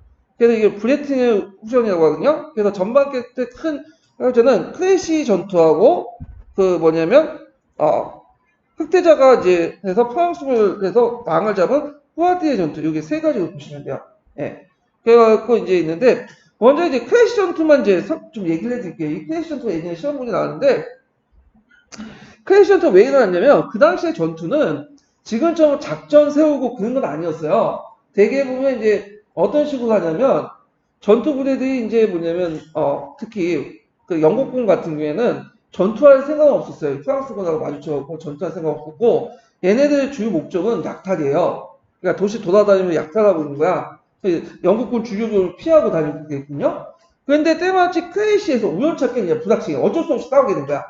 근데 이제 그 당시에는 비가 막 오고 있어요. 지금 비가 오나요? 네, 딱 비가 오고 있었는데, 그 당시 영국군들은 이제 구중에 이렇게 포진하고 있었어요. 주로 이제 장공수들이 이제 포진하고 있었죠. 그리고 그 당시 밑에 이제 뭐냐면 프랑스군이 오고 있었어. 근데 이 프랑스 오는 길이 지금처럼 이게 길이 좋은 게 아니라 비가 오면 어떻게 돼요? 비가 오면 진흙탕이야. 그러니까 진흙탕으로 이제 오고 있는데 이제 오고 있었고 그 다음에 장공수는 기다리고 있었거든. 근데 장공수 보니까 보병 농민 출신이고 행색이 뭐냐 초라해. 그래서 비를 다 맞아가지고 그냥 와가지고 후들들하면서 썰고 있으면서 장공수 그 장공 하나만 갖고 여기에서 장공을 이제 몸에 푹 뭐냐면 이렇게 몸을 감싸고 있어요. 장공을. 왜냐면 이게 비에 맞으면 안 되니까. 그러니까 그걸 본 프랑스 기사들이 이제 우습게 본 거지. 저놈들 중국이 죽일 수 있다. 그래가지고 이제 그 왕이 무슨 명령을 내냐면 그냥 지금 말이 지금 왔다 갔다 할 수 없잖아요. 네, 진흙탕이니까. 그래서 그냥 걸어서 올라가 싸워라. 명령을 내는 거야. 그러니까 이제 얘네들이 말을 내려가지고 이제 끼역끼역 올라가 싸우는 거야. 이제 올라가는 거야. 그러니까 이제 장홍수 이걸 보고 뭐냐면 하나 쏜 거지. 그래서 이제 1차적으로 격파하고 이제 거기에서 이제 화살 맞았으니까 막 기염기염 해갖고 와서 화살 맞아도 이제 여기에서 맞아도 갑옷 같은 거 맞아도 솔직히 말해서 이제 뭐 큰 타격 없는데 화살 맞다 보니까 이제 넘어지잖아. 푹푹. 그러니까 이제 이 장공수들이 내려와서 이제 도끼를 들고 거기 그 투구도 벗기고 그 요만한 창으로 도끼가 아니라 요만한 창 호칭이 돼서 얼굴 막 빻는 거야 막 얼굴 찍어가지고 그래서 이제 뭐냐면 기사들을 이제 뭐냐면 죽였어요. 예. 그래갖고 이게 유명한 크래시 전투군요. 근데 이 전투가 좀 있다가 몇십 년 후에 그 뭐냐면 십몇 년이죠. 그 1년인가? 쿠웨이트의 전투에서 오빠 똑같이 멍청한 짓을 하는 거야. 기사들이 빠져가지고 와서 또 장군수들이 싸워가지고 넘어뜨리고 그 다음에 와서 그 창을 들고 뭐냐면 얼굴 그 툭을 까고 그 창에를 이제 얼굴 찌르고 그래서 이제 이런 식으로 해갖고 크게 승리했다. 이렇게 좀 보시면 될 것 같아요. 자, 그러면 도중에 이제 무슨 사건이 나왔냐면 에티에는 마르시안 반란이 났어요. 이거는 자 이때 이제 그 에티에는 마르시안 반란이 있었고 그 다음에 중간에 또 농민 반란이 있었어요. 예. 그래갖고 이제 좀 보면요. 자, 푸에트 전투와 부에트니 후전사 약 2년 동안 프랑스 내부에 큰 곤욕을 이제 치렀는데 이때는 마르시안의 반란과 그다음 전수한 농민 반란이 있었다. 그래갖고 이제 있었는데 그다음 14세기 초에 프랑스의 정부기구와 영국의 그것에 많은 점이 유사했으나 몇 가지 중요한 차이점이 있다. 하나는 프랑스의 관료제가 영국보다 훨씬 컸다는 점이고 다른 점은 국가 통합에서 프랑스와 영국에 훨씬 못 미쳤다는 점이다. 그래서 하나는 프랑스의 관료제가 영국에 훨씬 컸다는 점이고 국가 통합에 있어서 프랑스가 영국에 미쳤지 못한. 이건 어떻게 해석할 거야? 일단 프랑스가 국왕권을 강화시키기 위해서 관료제를 확대시켰다고 했죠. 근데 아직까지는 영국에 비해서 그렇게 중앙집권적인 국가도 못하고 있었어. 그래서 영국 같은 경우에는 그 국가 통합에서 나름대로 처음부터 왕령지가 컸잖아요. 그러다 보니까 자기가 통합할 수 있는, 동원할 수 있는 병력이 많은데 프랑스는 관료제를 통해서 왕령지 확대시키려고 했지만 상대적으로 영국보다 그렇게 강하지 못했어. 아직까지는. 그걸 얘기하는 거야. 자, 그래서 프랑스하고 그의 왕국을 물려주고 직할 영지의 왕령지조차도 통일을 지배하지 못했고 지방마다 정마다 상인한 간섭을 이해관계를 갖고 있었다. 이러한 차이는 필립 6세와 에드워드 3세 때 더 확대되었다. 프랑스 관료제는 놀라운 속도로 비대해졌는데 반해서 힐러를 보면 1340년에 파리 고등법원은 167명인데 비해서 이에 해당하는 영국의 중앙법정의 법관은 불과 12명이다. 한편 지방 분권화 경향도 강한데 필립 4세 때 설치 3부에는 전국을 대표하다기보다는 주로 북부만이 대표됐고 남부는 랭고도크 상부회가 따로 있었다. 그러니까 일부 독자적인 지방 3부에 있었다. 그래서 프랑스 왕은 돈이 필요할 때 이 세 가지 3부에 절충해야 했고 영국 위에는 에드워드 3세 협력하여서 영국의 통치기가 중요한 기구로 발전됐다. 그래서 프랑스 3부에는 왕이 돈이 필요할 때 상해 여러 기관 중에 하나에 불과했다. 등등 해갖고 그러니까 상의할 수 있는 것. 프랑스는 그 3부에도 세 군데 있고, 3부에도 뭐냐면 완벽하게 그 왕한테 세금을 징수할 수 있는 권한도 없었고, 근데 영국 같은 의회가 단일 창고에 있었다는 거죠. 그래서 전반적으로 말하면 프랑스 같은 나름대로 노력하려고 관료제도 확대시키고 3부에도 만들고, 그렇지만 완전히 지방을 장악하지 못했고, 영국은 상대적으로 올 때 국왕이나 강력한 그 직속령과 그다음에 의회라는 어떤 그 신분제 의회를 통해서 뭐냐면 징수할 수 있는 그런 권한도 있었다. 이렇게 이제 보시면 되겠죠. 자, 그 다음에 이제 그 밑에 오면 이제 여러 가지 세금들이 쭉 나오는데 중세말의 국왕들은 다 돈이 필요하고 부족했다. 프랑스 왕도 예의가 아니었다. 전시에는 왕정지에부터 봉건적 수입 외에 별도의 수익이 필요했다. 그래요. 1344년 소금 판매를 왕씨 정부가 독점하였고 그 판매 이익을 수익을 삼는 염세를 설치했고요. 인두세를 실시했다. 근데 이 염세나 인두세가 이때 이제 신설되고 나서 프랑스 대혁명 때까지 계속 가요. 그래서 이게 프랑스 대혁명의 한 원인도 제공하기도 하거든요. 그런데 이러한 세금의 신설로는 정비 부족이 부족했다. 그리하여 따로 특수한 방편이 있었는데 그 하나는 대규모의 돈을 빌리는 것이고 또 방편은 화폐 개조였다. 근데 이때 화폐는 질이 나쁘겠죠. 예, 그래서 나쁜 화폐를 찍어서 이로써 빚을 갚고 세금을 비롯해 수익을 얻은 양화로서 받고 찍어내는 거다. 이게 무슨 의미냐면 은하나 그 금화 같은 걸 찍어낼 때 그 음의 항량이 떨어진 그 뭐냐면 그 악화죠. 악화를 찍어내고 세금을 거둘 때는 악화는 안 받고 양화만 받는 거야. 자, 이런 식으로 이제 뭐냐면 재정을 보충하려고 했죠. 그래서 24번이나 화폐를 바꿨다. 자, 그러니까 당연히 이런 경제할 때 극히 나쁜 영향을 미쳐. 왜냐면 이렇게 질이 나쁜 화폐들이 이제 뭐냐면 널리 보급되면 무슨 현상이 일어나요? 인플레이션이 일어나고 화폐는 이제 안 받게 되잖아. 물품만 받으려고 하죠. 자, 그러니까 이제 새로운 물품세를 좀 주로 부려. 아까 지금 화폐 가치가 떨어지니까. 그러면서 이제 돈을 빌려주면 화폐 기조에 희생이 되는 건 부유자, 시민계급들이죠. 이들은 이제 계속 이제 돈을 대줬는데 전쟁은 계속 패전의 연속이야. 그래서 이제 또 포르투갈 전투 위에 그 당시 왕태자가 전쟁 비용과 포로가 된 부왕의 몸값으로 이제 마련하기 위해서 산발을 소집하니까 저 도시 대표들 구성된 제30분 대표들이 파리 상인들이 조용 에티나 마르셀을 중심으로 단결해갖고 세금 징수 개혁, 그 다음에 화폐 개혁, 개주 중지, 3부의 정기적 소집 등을 강범에 요구했다. 이거 외워두세요. 예. 에티에는 마르셀이 주장했던 거.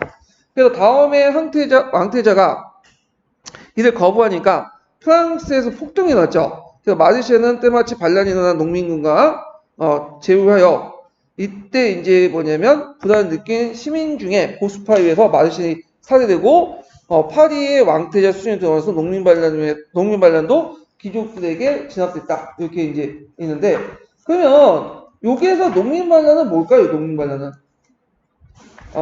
농민반란은 뭘 얘기하는 거죠?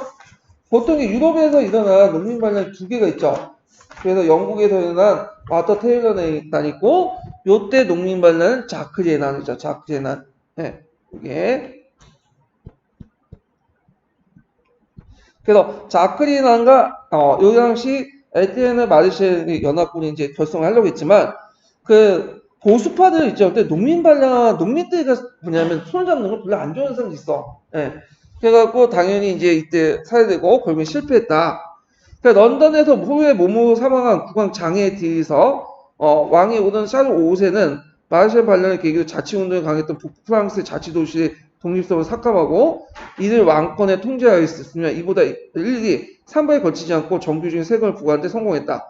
그 무엇보다 그동안 패전과 파리시의 농민반란 입은 상처를 씻고 국력을 축축하는데 힘을 키웠다. 영국과의 전쟁에 수행해서 대규모 전쟁을 피했고 영국의 거점 하나하나를 공격하는 방식으로 가스코너 대부분을 회복했고 영국의 세력을 해안지대에 압축시키는 데 성공했다. 그래서 이렇게 있고 그 다음에 이제 뒤에 넘어가서 이제 사류 6세 때 볼게요. 사류 6세는 어린 나라 왕이 오니까 실제 통치는 왕족에 넘어가고 그들 상호 간에 또 격신한 세력 다툼이 있었죠. 더우간에 이제 왕족이 또 오대성가가 부유군가가 싸움이 일어나요. 예, 싸움. 그래갖고 이제 막 지네끼리 싸우고 있었고, 자, 분열 상태가 있었는데, 영국에서 에도 3세에 이어서 리처드 2세와 그를 패하고 왕이었던 랭커스 왕조년 헨리 4세의 치세의 농민반란을 비롯해서, 국내 대제후 세력대 다툼을 어수선시켰다. 이때 농민반란은 뭐예요? 와터 테일러의 난이죠? 예. 그러나 헨리 4세를 계승한 헨리 5세는 호전적인 권력 정치가였으며 마치 프랑스가 격신한 내분호 분열 상태에 빠져있는 걸 묵과하지 않았다. 그는 곧 대륙을 건너가 아쟁쿨루 전투에서 이것도 외워두셔야죠. 요즘에 하여튼 전투 이름 많이 나오니까 프랑스군을 대승을 거두와 트로아 조약을 맺게 됐다. 예. 이 조약의 주된 내용은 왕태자 사르의 왕위 계승권을 부정하고 그 다음에 헨리 5세가 사르 6세의 카드릴과 혼인하여 프랑스 왕위 계승자가 된다는 것이다.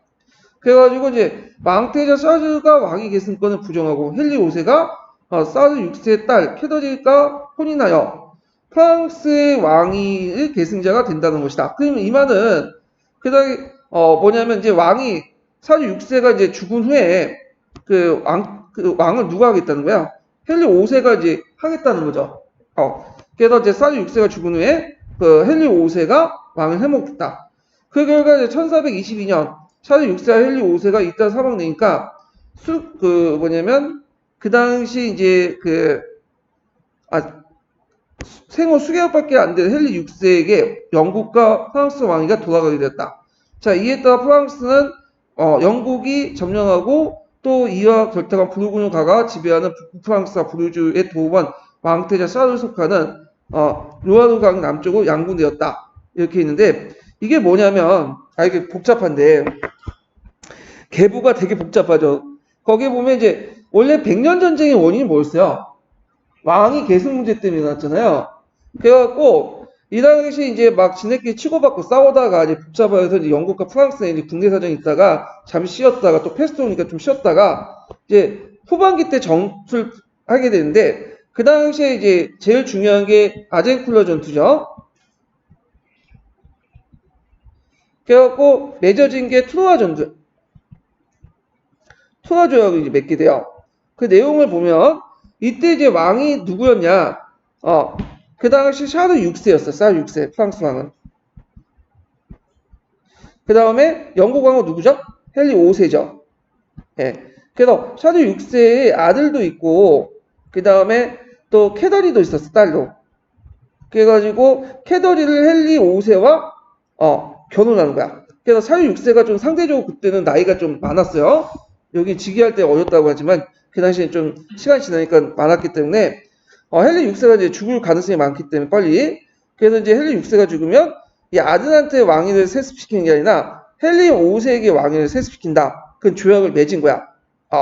그런데 이제 헨리 6세, 4세 6세하고 헨리 5세가 갑자기 또 죽으니까 이때 이제 그 캐데리하고 이제 헨리 5세가 낳은 헨리 6세가 이제 뭐냐면 영국 왕이 되면서도 누구다는 프랑스 왕이 되는 거예요. 그리고 나서 그때 이제 부르고뉴가가 있었거든요. 이 부르고뉴가는 요게 붙은 거야. 예, 부르고뉴가는. 자, 그러면 샤르 6세 아들이 있었다고 했죠? 아들. 그래서 이제 이 사람은 이 아까 트로아 조약을 계기해서 박탈당 거죠. 근데 이제 요게 이제 헨리 6세가 영국과 프랑스의 동시 왕이 되고 그런 것들을 많은 사람들이 인정할까 안 할까? 인정 못하지. 그러니까 이제 이 사람들이 일종의 망명 정부를 개설한 거야. 그래서 왕때의 사회 지위는 설령 영국의 왕위 계승이 박탈됐다 하더라도 강화판이에요. 왜냐하면 이 사람이 적자 아니에요. 사회 6세. 그래서 그 자신이 생각이 유효한데 오후부터 적자가 아니라고 선언을 받는데 몹시 충격을 받았다. 그래서 1428년에 영국은 실제로 프랑스 전체를 지배한 목적으로 오르레옹을 포기했다. 그래서 여기에서 이제 볼 게 뭐냐면 이 아들이 그 지원했던 가가 오르웬가야. 예. 그래서 아까 이제 무슨 가와 무슨 가가 싸웠다고 했죠? 브루그가와 오웬가 대립을 하고 있었죠. 그러니까 브루그는 헨리 6세를 지지하고 그 다음에 요 아들 그러니까 사주 6세 때 제일 그 뭐냐면 계승을 박탈했던 아들을 지지했던 것이 이 오웬가야. 그래서 지네끼리 싸우고 있었는데 브루그하고 프랑스 영국군이 어디를 공격한 거야? 여기를 근거를 공격한 거죠. 그래서 이제 이렇게 포위하고 있었다.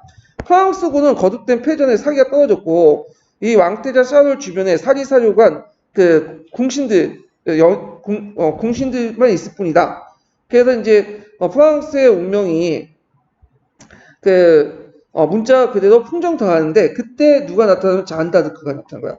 예. 이 잔다르크는 그 귀족 가문의 그 여자는 아니에요. 시골 청년이거든요.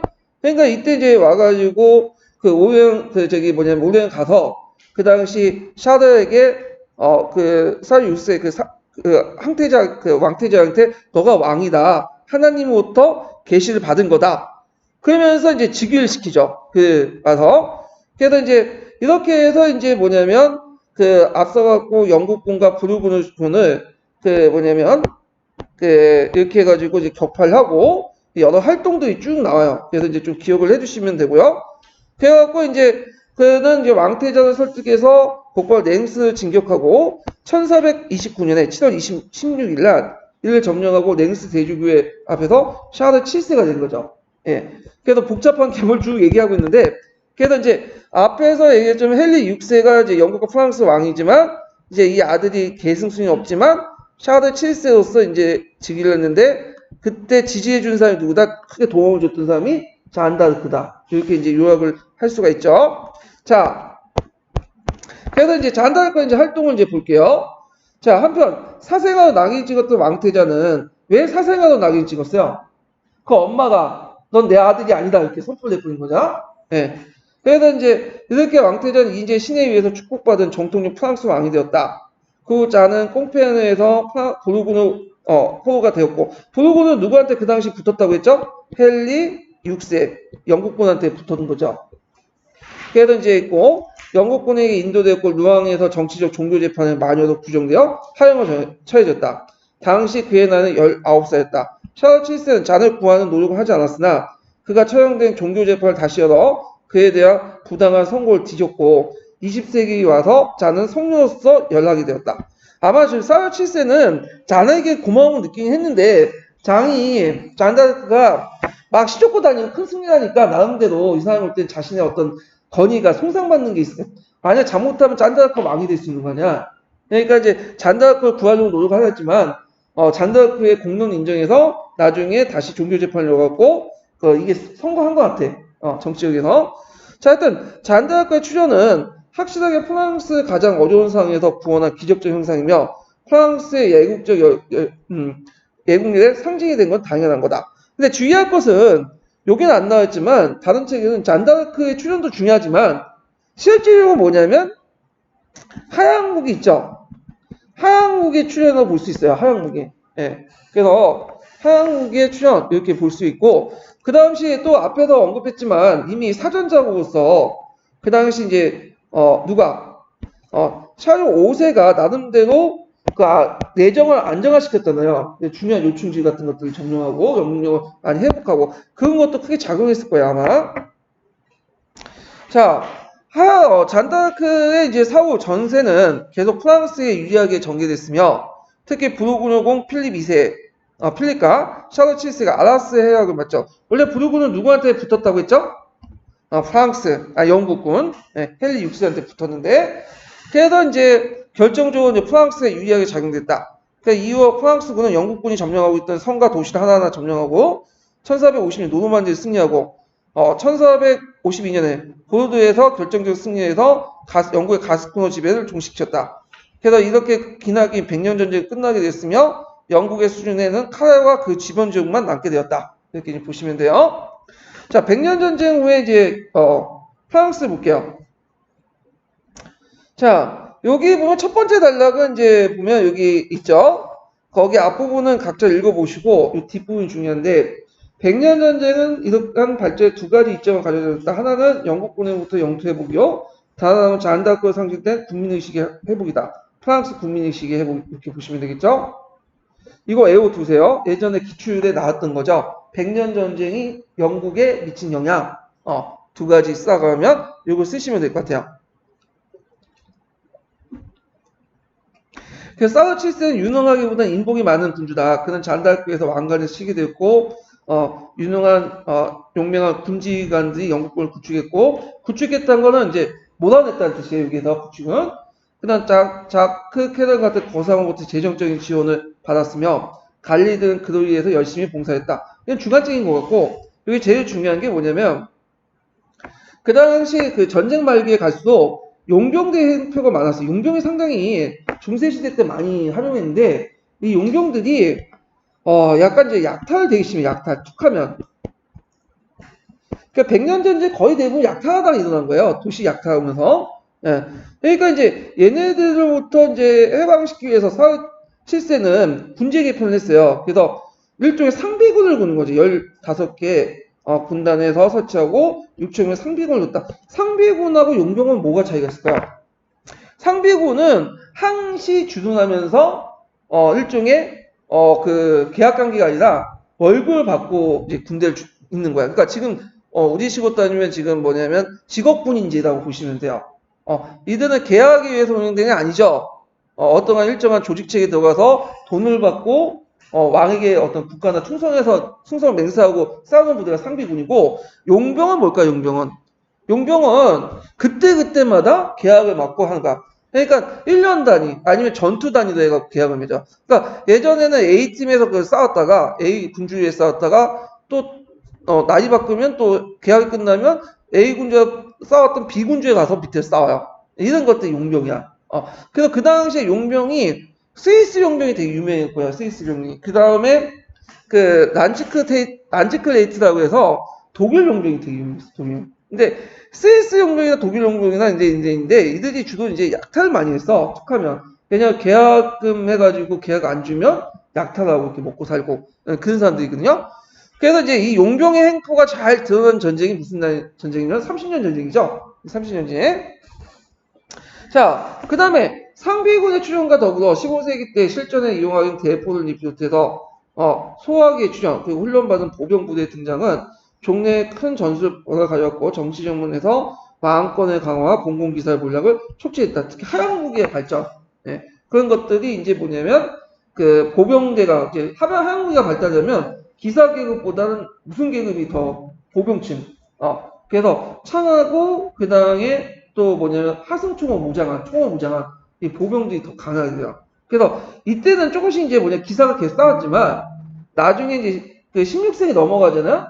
30년 전쟁 이후부터 판도가 바뀌어가지고 이제 기병은 이제 주력으로 빠지게 돼. 뭐가 빠져요? 총포로 무장한 보병 부대들이 17세기 이후부터 이제 하락을 하기 시작한 거야. 물론 갑자기 변한 건 아니지만 하여튼 이게 100년 전쟁, 30년 전쟁 이런 과정에서 점점 보병의 기중이 점점 늘어나기 시작했다. 이렇게 기억을 해두시면 되고요. 자, 루이 14세 때는 왕권과 시민계급의 제후가 더욱 강화됐고, 그 다음에 이제 왕의 관리들이 충성을 다해 재건 사업에 열을 올렸다. 루이 11세는 자신이 중세적인 군주 타입을 벗어나 어떤 의미에서 목적을 위해서 수단과 방법을 가리지 않고 현실 정치가 기지에 가진 새로운 군주였다. 뭐 등등 해갖고 이제 있는데 한번 쭉 보시면 될 것 같고요, 이거는요. 자, 그 다음에 요게 보면 이제 그 뒤에 영국을 좀 잠깐 볼게요. 영국 그 중세말 영국사에 보면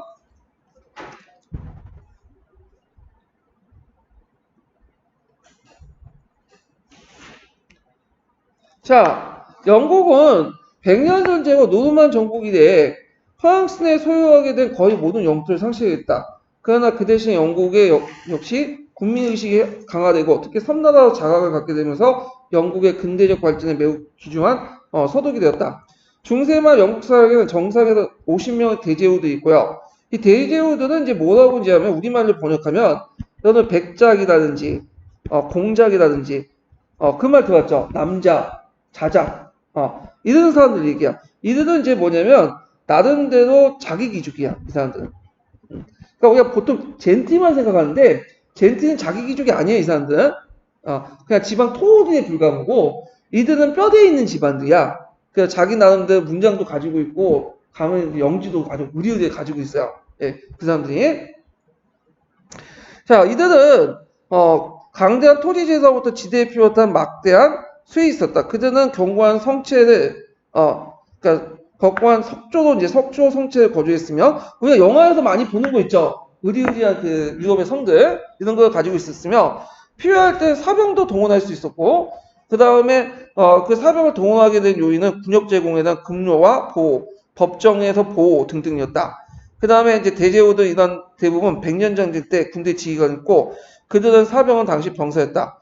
그래서 이제 이런 것들을 이제 의사봉건제라고 하는데 이걸 얘기가 뭐냐면 의사봉건제는 그 예전에는 봉투를 수여했잖아요. 봉투를. 근데 중세 중후기 때 들어가면 봉투보다는 봉급을 지급해요. 봉급을. 그래서 봉급을 지급하고 대신에 그걸 이제 뭐냐 토지를 준 것처럼 이렇게 뭐냐면 봉건 제후 관계가 맺게 된다. 충성 맹세하고 망할 때 충성 맹세 이렇게 계약 관계에서 이제 봉투를 제공하고 그러니까 봉급을 제공하고 이걸 무슨 제도냐면 봉제도라고 봉제도. 예. 그래서 뭐냐면 봉투 수요와 달리 급료 수입죠. 급료 돈을 월급을 주는 거야. 연봉을. 그런 식으로 해서 뭐냐면 봉건 제후와 그 당시 밑에 기사가 토지를 주고받는 것처럼 충성을 주고받는 거 비슷한 제도. 이걸 이제 의사 봉건제도 그러니까 의사라는 건 비슷하다는 거야. 그래서 그와 비슷한 봉건제도를 봉제도예요. 근데 이게 중세후기 때 유럽 군주들이 다 해먹어. 영국만 했던 거 아니에요. 그래서 이제 주로 왜 예전에는 월급을 이제 주기 시작해. 봉투를 안 주고. 왜 봉투를 안 주냐면 봉투를 주면 어떻게 돼요? 집에 갈 수 있잖아. 그러니까 월급을 주는 거야. 이런 식으로 이제 했다. 근데 이런 새로운 봉건제는 끊임없이 사회분원과 무질서 원칙을 쓰며 대제후들은 이 사병을 단순히 동료제후대 것이 아니라 경우에 따른 왕과 중앙정부에 대한 사용할 위협도 있었다. 자, 그래서 이제 이렇게 있었고 이들 대제후는 자기 소유주가 꼭 자기를 가진 유역자였다. 그래서 이들은 자기 귀족이었던 걸 기억을 해주시면 돼요. 예. 근데 이 제후들이, 이 자기 귀족들이 대거 몰락한 사건이 일어나요. 이게 무슨 사건이냐면 장미전쟁이죠. 장미전쟁 때 양편에, 그 랑커스가 요오쿠가가 양편에 쓰다가 지네끼리 치고받고 싸우면서 몰락을 해요. 그렇다고 몰락했다고 해서 대거 몰락한 건 아니고 기존의 그 세력보다 훨씬 더 수가 줄어들고 힘이 약해졌어요. 그러면서 그 밑에 있었던 자기 귀족은 아니지만, 뭐냐면, 그, 하위에 있는 귀족도 있어. 그래서 이들을 뭐라고 하냐면, 젠트리라고 해요, 젠트리. 젠트리. 그래서 젠트리는 정당한 문작의 소유였으나 그들의 문작의 획득은 그리 어려운 일이 아니기 때문에 젠트리는 농업생에서 직접 참여하진 토지로부터 지대 수요 얻고 했다. 토지 소유자, 지주 이렇게 이제 보시면 돼요. 그래서 자기 기주가 그 다음에 그는 아니지만 그 밑에 있는 사람을 젠티라고 하고요. 이들은 돈만 있으면 또 자기 기준이 될 수 있어. 예비 후보자지만 이제 일단은 이들 지주라고 하고 일종의 그들은 하나 이상의 장원을 소유하고 해자와 돌벽 가병 방비된 영주관에 거주하면서 한두 교회의 사제 추적권을 가지고 있고 작은 수도원의 보호자가 될 수 있다. 그 다음에 그는 기사 칭호를 갖는 거고 있으나 그 14세기 기사 칭호도 별로 위험이 되지 못하고 있다. 그래서 칭호를 가진 자가 얼마 되지 않았다. 그래서 이제 이런 내용도 있고 이거는 향신이라 또 부르기도 하죠. 예. 근데 이 젠틀들이 지방 토세이기 때문에 상당히 뭐냐면 지방에 막강한 영향력을 행사해요. 그래갖고 이제 영국 같은 경우에는 프랑스보다 그렇게 관료 조직이 발달하지 못했죠. 아까 지금 언급한 것처럼. 그래서 대개 보면 프랑스의 관료 조직의 대신 역할, 치안 유지나 어떤 뭐냐면 나중에는 판사, 그 다음에 간단한 관료 그런 업무 처리 이런 것은 다 향신이었던 젠틀이 하는 거야. 그래서 프랑스는 아까처럼 이제 관료 조직이 처음에는 잘 발휘하지 못했잖아요. 가성비가 좀 떨어지고 그렇지만 나중에 이제 그 부흥왕가 넘어가면서 어떻게 돼요? 이걸 바탕으로 해서 중앙집권 강화됐죠. 근데 영국 같은 경우는 처음에는 왕권이 강했어. 아까처럼 얘기한 것처럼. 근데 시간이 지나면서 지방을 장악하지 못하다 보니까 어떻게 됐어? 이 젠틀이 장악하죠. 이 젠틀이 권력이 강해지면서 누굴 위협하게 된 거야? 그 왕권을 위협하게 되고, 이것이 뭐냐면 천도교의 배경이 되거든요. 예. 자, 그래서 이제 이들이 지방자치의 핵심적인 어떤 존재가 되고 나가서 이제 하원에 진출하게 돼요. 그런 것들 좀 같이 기억을 해두시고요. 근데 이들은 강력한 왕권을 받았어. 처음에는. 그래서 장미전쟁 때 전쟁 와중에 자기 귀족들이 막 지네끼리 병력 입고 사병들과 싸우니까 얘네들 줄 때는 강력한 왕권 밑에서 뭐냐면 그 평화를 원했거든요. 그래서 이들의 구성된 그 하원들은 대개 보면 왕권의 지지자였죠. 처음에는. 근데 이제 그 아까 투더 왕조는 이들 하원으로 구성된 젠틀로 구성된 하원들을 적절하게 뭐냐면 약간 컨트롤 잘하면서 의견 존중해주면서 이끌었는데 문제는 스튜어트 왕조가 등장하면서 젠틀을 아주 무시해버리잖아. 그러면서 이제 충돌을 하게 되는데 그때 젠틀들이 많은 물론 다 그런 건 아니지만 되게 천도교 신자들이 많았어요. 그러다 보니까 이제 그 하원을 장악한 젠틀 출신의 청교도들이 이제 청교도 혁명이 일으킨 거잖아요. 예. 자, 프랑스에서는 미약한 하급귀족이라도 상업에 종사할 수 없다는 제한이 있었으나 영국엔 그런 제한이 없었어요. 그래서 젠틀의 차남들은 상인들에게 상술을 배우고 상인으로서 재산을 축적했으며 부유한 상인들이 토지를 매입해서 그 한 세대의 젠틀을 행사할 수 있어요. 그래서 여기에서 볼 수 있듯이 계층적 영국은 젠틀리하고 상인이 부유주하고 구별이 없었다는 거. 농업자원이 상업자원이 되고 젠틀리가 부유주가 되고 부유주가 젠틀리가 된 거야. 그러니까 이제 이들이 이제 뭐냐면 자기 귀족과 일반 민중 사이 중간 계층이 됐다. 기억을 해주시면 돼요. 그리고 젠틀리들이 이제 지방도 통제하고 하원에 들어가서 이제 예산 권한도 하고 그 다음에 입법권도 행사하면서 있었고 그리고 이들 이제 출신이 이제 서로 간에 어떤 그러니까 상인이나 지주 간에 별로 차이가 없었죠. 예. 그러다 보니까 프랑스처럼 계급혁명이 아니라요. 그래서 청교도 혁명도 계급혁명이 아니다 했잖아요. 왜냐면 젠틀 계층들이 이끌고 또 망당파도 젠틀가 많았잖아. 또 지네끼리 그냥 싸우면서도 친했어. 부유주하고 상인이 토지 지주들이 나쁜 것도 아니고 서로 같은 젠틀 동료이시기 때문에 젠틀에 의해서 나중에 청교도 혁명이 일어나고 명예혁명이 일어난 거지. 프랑스처럼 부유주하고 봉건귀족들 대립 형상인 프랑스 혁명이 일어나지 않았다. 이렇게 혁명 체제를 뒤바꾸처럼 혁명 안 일어났다는 게 좀 특징이에요. 이런 것들이. 그러면 젠틀이 밑에 있는 사람은 자연농민층이죠. 이 요몬이라고 하는데 그래서 이 요몬들은 소규모 자연토지 보유농이고 대차지 농이었고 그 다음에 직업농사에 종사했으며 임금 노동자를 고용하는 경우가 있었다. 이러한 자연농민층은 14세기, 15세기 때 장원지대를 붕괴했다 영주 직영지의 분할 임대를 통해서 양쪽을 중요성에 의해서 급속하게 성장했고요. 다른 사회 계층과 마찬가지로 자연농민층이 유동적이었다 등등등 이렇게 있는데 이렇게 이제 기억을 해주시고 제가 잘못 말한 게 있는데 그 요몬 측이 그 창병이나 군병으로 활동했어요. 제가 말을 잘못했어요. 그래서 그걸 요몬은 농부가 이제 활동했던 사람들이 요몬들이야, 맞죠? 그래서 농부를 무장할 수 있는 계층들이 요몬이고요. 젠틀 그 상위 계층이고, 예. 그래서 이제 요거 같이 기억을 해주시고, 그러면 구조도 보면, 여기 제일 위에 있는 게 망이죠? 그 다음에 거기 밑에 있는 게 자기 귀족이죠? 그래서 우리가 아는 공장, 백작 이런 사람들이고, 요 중간층이 뭐예요? 젠틀이야.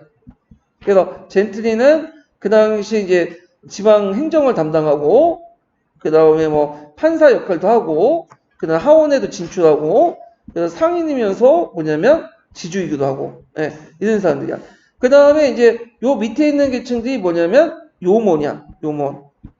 이건 자연농민층인데 그래서 이 사람들은 이제 백년 전쟁 때 아까 창병이나 군병으로 활동했죠. 그래서 이 창병과 군병을 활동했고 이들을 이제 요몬이라 불렀는데 이게 하나의 계층으로 굳어졌고요. 아이고. 그래서 이들은 자연농민층은 차진농이에요. 차진농. 그러니까 자기 땅뿐만 아니라 젠틀로부터 토지를 빌려가고 같이 농사를 져요. 그래서 우리가 이제 조선시대 때 경영 분홍하고 비슷한 계층이라고 보시면 돼요. 그리고 밑마당에 이제 밑에 있는 계층이 계절 농업자, 노동자 또는 농업 노동자죠. 그래서 보통 제1차 농업혁명할 때 세계 계급이 형성됐다고 했잖아. 그 외에는 지혜는 지주계층 젠트리. 그 다음에, 뭐냐면, 지방 그 밑에 있는 요먼. 예, 요먼은 지주 밑에 땅을 빌려가지고, 뭐 작용하고 착용하는 사람이고, 그 밑에 있는 농업 노동자. 그 다음에 이제, 여기에서 이제 젠트리 계층을 중심해갖고 무슨 혁명이 났죠? 나중에 청교도 혁명이나, 그 다음에, 명예혁명. 이렇게 연결하는데, 청교도 혁명 때는 젠트리들 중에 상당수가 다는 아니지만 청교도가 많았어요. 청교도가. 예. 근데 이 중간에 뭐가 있었어? 코노웰이 독재가 있었죠. 코노웰이 독재하면서 막 너무 깨끗한 걸 요구하니까 이게 이제 젠트리들이 청교도를 버렸어. 그게 국교에서 됐어요. 그래서 이제 명예혁명은 젠트리는 소수고 이제 청교도는 소수고 어디가 다수죠? 젠트리가 다수야. 젠트리 청교도는 소수고 그 국교회가 다수가 되는 거야. 네. 그래서 명예혁명 때 주체는 누구냐면 영국 국교회고 그에 반해서 청교도혁명 때 주체는 누구죠? 여기는 청교도고 이렇게 보시면 돼요. 그래서 젠트리의 성향이 좀 달라졌어요. 이때는. 예. 자, 그래서 있고요. 그 다음에 장미전쟁을 볼게요. 장미전쟁. 자, 이와 같이 15세기 중엽에 영국에서 강력한 젠트리와 부유한 상인층 그리고 중상층인 자연농민층이 사회 주축이 되었다. 그들의 지위와 생활 향상을 위해서 사회 안정과 법적 질서를 갈망하게 되었고 이에 반하여 그들의 상위에 있었던 사병을 거느리는 세습적인 자기귀족들이 호전적으로 왕에 둘러싼 단과 싸움에 큰 항목을 하는 심사였다. 장미전쟁은 이러한 상황에서 이제 아까 얘기처럼 랭커스가 요코가가 이제 싸우게 되죠. 그러니까 랭커스가는 적색 장미, 요코가는 백색 장미를 포지했기 때문에 장미 전쟁을 했고요. 그래서 이제 장미 전쟁 쭉 내용이 있는데 이제 각자 보시고 자 여기 마지막에 볼게요. 자 그래서 이제 장미 전쟁 결과 요코스가와 랭커스가가 이제 싸우다가 결국에는 서로 결혼을 통해서 이제 화합하죠. 그래서 이제 헨리 7세 때부터는 이걸 뭐라고 하죠? 투도 왕조라고요. 그래서 헨리 7세는 그의 왕권을 보다 견고하기 위해서 에드워드 4세의 왕녀와 혼인하면서 장미 전쟁이 끝나고 새로 투도 왕조가 되었다. 이렇게 이제 보시면 되고요. 자, 그래서 장미 전쟁은 왕가와 대제후의 및 기족사의 싸움이었으며 양측이 다 같이 일반 민중들의 손상을 미치지 않도록 유념했으며 왕조를 비롯한 대도시의 중립적인 태도를 지켰다. 그 결과 주로 피해를 입은 것은 내란에 참여한 귀족들로서 많은 귀족들이 사살되고 전 재산이 몰수됐다. 이때 귀족들은 어떤 귀족들일까요? 자기 귀족들이죠. 예. 그리고 장미 전쟁을 말하자면 귀족층의 수수와 몸을 간 유혈의 수수였으며 일반 국민 내란은 물론이요. 특히 지방의 젠트리와 도시의 시민계급들은 귀족들 행포와 무질서를 증오했고 이를 방지할 수 있는 강력한 왕권이 갈망했다. 물론 여기에 싸움에서 뭐 민주주의 큰 손상을 입지 않다고 하더라도 전쟁 와중이니까 그런 게 솔직히 말해서 의도도 돼요? 안 되지. 그러다 보니까 이제 뭐 그 젠트라든지 그 다음에 일반 민중들 입장 올 때는 이제 여러 귀족들이 싸우는 걸 못 보니까 누굴 원하겠어요? 강력한 왕권을 원하겠죠. 그러니까 투도 왕조가 등장하는 것이 이제 요런 배경에서 왔고 절대 왕권은 어느 정도 오늘 국민들 합의를 통해서 이루어진 거. 이거는 프랑스도 마찬가지예요. 초창기 때는 뭐냐면 어느 정도 합의를 통해서 정책을 이뤘어. 원했고. 왜냐하면 여러 명의 봉건귀족보다는 한 명의 지배자가 낫잖아요. 예. 자, 이런 것들 이제 보시면 될 것 같아요. 자, 그래서 이제 이렇게 해서 이제 있고, 그 다음에 요거 보니까 독일 예전에 이거 안 했네. 이거 하고 끝낼게요. 이거. 예. 제일 중요한 이거 이 부분 안 했네. 대공의 시대 부분 잠깐 언급된 것만 하고 끝난 것 같은데. 자, 영국과 프랑스가 왕권을 중심으로 집권적 통일국가의 발전의 길을 걷고 있을 때 독일은 연방국가와 자치도시, 기사정 등 수많은 대소의 독립적 정치 단위로 분열의 길을 걷고 있었다. 자, 그러한 추세는 항제권의 세트와 보조도 같이 하는 것이었다. 독일의 항제권은 시리아 중심의 프리드리히 2세를 마지막 결정적으로 세트하게 됐고 이른바 이제 아까 대공의 시대라 해서 항제 자리가 왕가로부터 저왕으로 전전하다가 앞에서 이제 황금치서 있죠. 금인치서. 그래서 금인치서는 왜 그렇게 붙였냐면 칙서는 황제의 명이잖아요. 근데 그게 도장을 찍는데 그 도장이 뭐냐면 골드야. 금으로 찍기 때문에 금동장을 찍었기 때문에 황금치서, 칙서, 그다음에 금인칙서라고 하죠. 그러니까 7명의 선제후, 그러니까 선거권을 가지고 있는 선제후에 선출됐는데 마인츠, 트리에르, 캐런, 작센, 팔츠백 등등 이런 것들이 있었다. 그래가지고 이제 보헤미아 왕은 칠선호 제후가 황제 사망과 동시에 다수교 새로운 황제로 선출되었다. 그래서 이제 선제후는 결과적으로 다른 제후들에 비해서 그 우월한 위치에 있었고 거의 완전한 주권 국가에 다른가 다름이 없었다. 그들은 또한 제국의 전반적인 상태에 강한 간시 역할을 수행했다. 그래서 요런 이제 역할 있죠. 감시 역할을 수행하고 선거권을 가지고 있었다. 이렇게 이제 보시면 되고요. 그 다음에 이제 거기에 브랜덴부르크 변경백이 있죠. 요게 이제 어디 가정문이냐면 오늘날 이제 프로이센 있죠. 예. 그 브랜덴부르크 지역을 이제 했던 건데 요 지역이 그 슬라브족과 게르만족하고 같이 혼합하고 살았던 지역이에요. 근데 이제 이 지역들을 이제 뭐냐 통합을 하면서 했던 건데 그때 당시에 그렇게 뭐 힘이 강한 건 아니었어요. 거기에 왜냐면 인구도 그렇게 많지가 않았어요. 이 지역이. 예, 나중에 이제 발전된 지역이고. 자, 그래서 이게 항감치서의 의미가 있죠. 황제 선출에 관한 문제의 발생을 방지하거나 그걸 감소시키는 게 되었으며 황제권에 약화되지 유명무실을 확인하고 이를 확정짓기도 했다. 예. 그래갖고 이제 제2는 루셈부르크를 거쳐갖고 이게 15세기 중에 또 합스부르크가 왕가 있고 그러니까 합스부르크가 루셈부르크가 왔다 갔다 했나 봐요. 그래갖고 이제 합스부르크가 이제 정착이 됐고 그래서 합스부르크 신성 로마 제국을 소모할 때까지 거의 세습적으로 계승이 됐다. 그러니까 말이 선거지 아까 말했지만 대개 보면 미리 정해놓고 추인해주는 꼴이 된 거예요. 실제로. 그래서 합스부 왕가에 부착된 명예는 칭호에 불과했고 독일 전체의 구심점 역할을 되지 못했다. 간접적인 어떤 그냥 구심점에 불과했다고 보시면 돼요. 자, 황제권 세태는 꼭 독일의 정치적 해체 추세에 심한 듯하였다. 자치도시들이 자의상 한자 동맹 같은 도시 동맹들이 결성됐고요.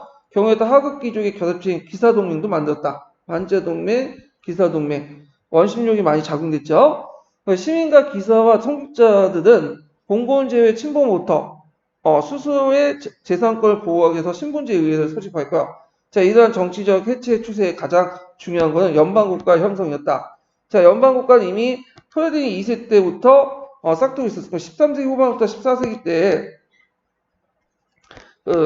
거쳐 유력한 제후들이 연방 단위의 영토를 다지고 집권화 추세를 통해서 독립적 경향을 강했다. 그래서 연방 하나하나는 거의 중앙 집권화 정책을 이제 추진했다고 보시면 돼요. 그래서 이들은 최종 심적 재판권 이게 뭐예요? 이거는 사형을 선포할 수 있는 권한을 갖고 있다는 거예요. 예.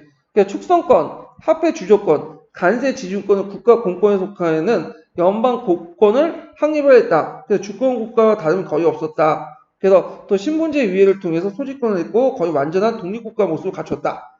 15세기 때 이러한 발전 현저히 그 것은 브랜덴부르크, 바이에르, 메클레부르크 등등등이었고 이들이 신분제 의회의 소집을 잡았고 위회가 이건 연방 군주의 가세권 인정했고 그 수익을 능률적으로 행정기구를 발전시켰다. 그래서 귀족과 시민계급의 바닥에 대해서는 지배적인 징세권은 불가 양도의 권한에 관련해서 로마의 주권인을 갈아붙였죠. 이때부터 이제 중후반 들어가면 이제 게르만법은 이제 쇠퇴하고 그 로마법이 이제 강조되죠. 19세기는 독일의 정치 질서의 중추적인 어떤 존재가 연방국가가 성립됐으며 15세기부터 16세기 거쳐 연방국가는 봉건적 정치 질서부터 근대적 절대 왕권으로 넘어가는 가도기적 어떤 신분국가 형태를 띠게 됐다. 이렇게 보시면 되고요. 그 다음에 성지순례를 목적으로 해서 성지순을 목적으로 하는 독일 기사단이 있어요. 독일 기사단은 투턴 기사단이라고 하죠. 예. 그래서 3대 그 유럽 기사단이 있어요. 투턴하고 템플 기사단하고 그다음 성 요한 기사단이 있어. 네, 그 3대 기사단인데 이 독일 기사단 14세기 때 독일의 국경을 넘어 슬라브족에 대한 활동을 시작한 이래 이 사업에 보도 큰 일을 했는데 이때 이제 독일 기사단이 여러 간척 사업을 하게 돼요.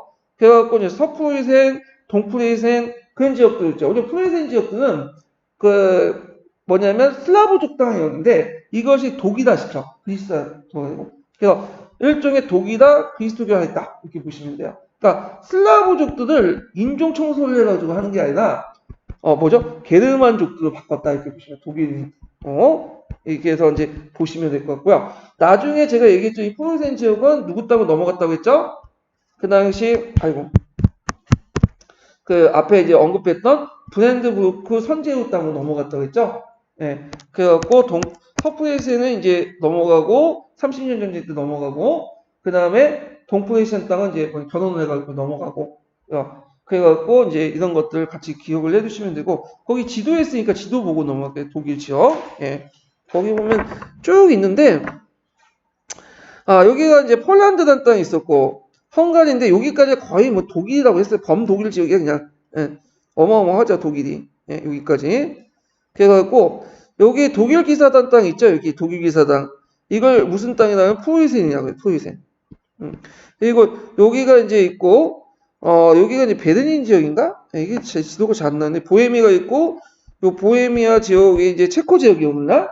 체코는 그다음 독일로 범죄 묶었던 지역이고 여기 요쪽 북쪽 지역이 이제 뭐냐면 브랜덴부르크, 예, 브랜덴부르크에서 지역이고 요 지역 중간에 아까 이제 포일센과 브랜덴부르크 중간에 루메 그 포멜리아 지역 있어요. 요 지역이 포멜리 지역이에요. 요 지역이 그러니까 여기하고 여기를 연결시키려면 어느 땅을 이제 포멜리안 지역을 얻어야 되겠죠. 예. 그래서 이때 이제 에스파냐 왕위 계승 전쟁이라든지 그 다음에 이제 폴란드 분할 때 여기를 이제 먹으려고 했던 거야. 이 땅을. 예. 그런 식으로 이제 보시면 되겠죠. 자, 그래가지고 이제 이렇게 했고, 뭐, 스위스는 스위스 같은 경우에는 이제, 나중에, 그 합스부르크 가문에 있다가, 나중에 독립을 하게 되죠. 근데 스위스 같은 경우에는 여러 주도 구성이 돼 있어요.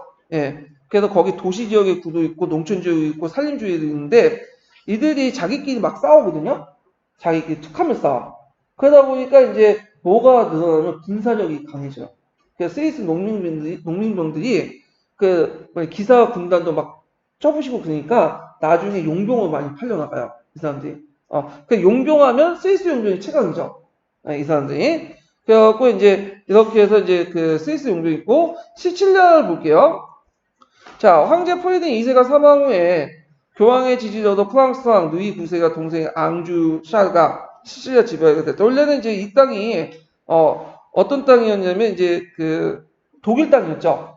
독일 황제가 직하지였는데 그 당시 다시 그 뭐냐면 프랑스 땅으로 넘어가게 되고 자 이러한 처사 시칠리아 주민들의 의사를 완전히 무시함으로써 시칠리아 주민들은 프랑스계 군주와 그의 군대를 증오했다.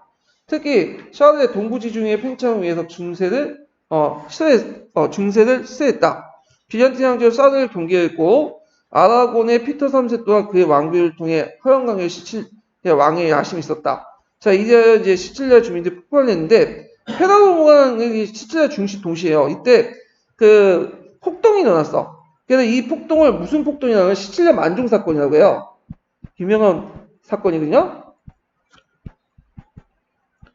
그래서 시칠리아 만종 사건을 계기로 해갖고 폭동이 일어나니까 이 시칠리아 땅을 이제 다시 누구한테 이제 하냐면 결국에는 이 땅을 시칠리아는 아르곤 수령에 넣고 앙주강은 나폴레옹 왕으로서 남부 이탈리아를 유지하는데 그쳤다. 그래서 요때 이 땅을 둘러싸고 처음에는 독일이 먹었는데 게다가 앙주는 어느 때 프랑스 쪽이죠. 프랑스 앙주가가 먹고 근데 시칠리아 폭동이 일어나니까 이제 안 돼갖고 이제 타협봐서 그 당시 시칠리아 지역은 누구 땅으로 넘어가? 아라곤. 아라곤은 어느 땅이죠? 스페인 쪽이죠. 그 다음에 거기 나폴레옹 왕국이 있었어. 나폴레옹 왕국인데 이 남이탈리아 지역만 이제 누가 먹는 거야? 앙주 지역이 먹는 거야. 예, 그런 식으로 해갖고 나눠가게 됐다. 그런 것들 좀 기억을 해두시고 뒤에 뭐 노르웨이, 덴마크, 스웨덴은 뭐 별로 중요한 건 아니야. 그냥 넘어가시면 돼. 노르만족 그 이동 과정에서만 중요하고 그 다음에 이베리아 반도 잠깐 보고 넘어갈게요. 여기 러시아가 있네. 여기 러시아는 좀 봐야 돼요. 자, 러시아는 13세기 때 몽고족의 침입 이래 여러 공국을 분열됐고 몽고족의 통제 아래 막대한 공납을 바치게 되었다. 14세기 전반에 이반 1세 때 그 모스크바 대공국이 지도적 세력을 대두하여 몽고족 지배자로부터 다른 러시아 공국에 공납을 징수하는 총책임자로 임명됐다. 이걸 좀 이해하려면 그 당시에 이제 키차코 왕국의 지배 구조를 보셔야 돼요. 키차코 왕국은 거기 이제 키차코 한국 칸이 지배한 직할령이 있고요. 러시아를 이제 원형에서 누스해갖고 누스에서 러시아의 그뭐 공국들을 자치 지역이 있어요. 그 자치 지역의 그 뭐냐 수장을 누구 세웠냐면 모스크바 대공국을 세워가지고 얘네들이 세금을 징수하는 그런 권한을 줬다는 거예요. 그 14세기 말에 모스크바 대공은 몽고 지방에 반항했으나 실패하고 100년 후에 이반 3세 때 그 몽골의 내분과 이로 인해서 약화를 통해서 몽고의 지배를 이제 해방됐고 노보고로드인데 노보고로드는 어디냐면 오늘 핀란드 지역 있죠? 핀란드와 그 저기 그 지역 국경 지역이 노보고로드 공국을 이제 얻는데 이 노보고로드는 유일하게 그 몽고의 침입을 안 받았던 곳이야. 침입 안 받았던 게 아니라 점령이 안 됐던 곳이야. 운이 좋았어 진짜.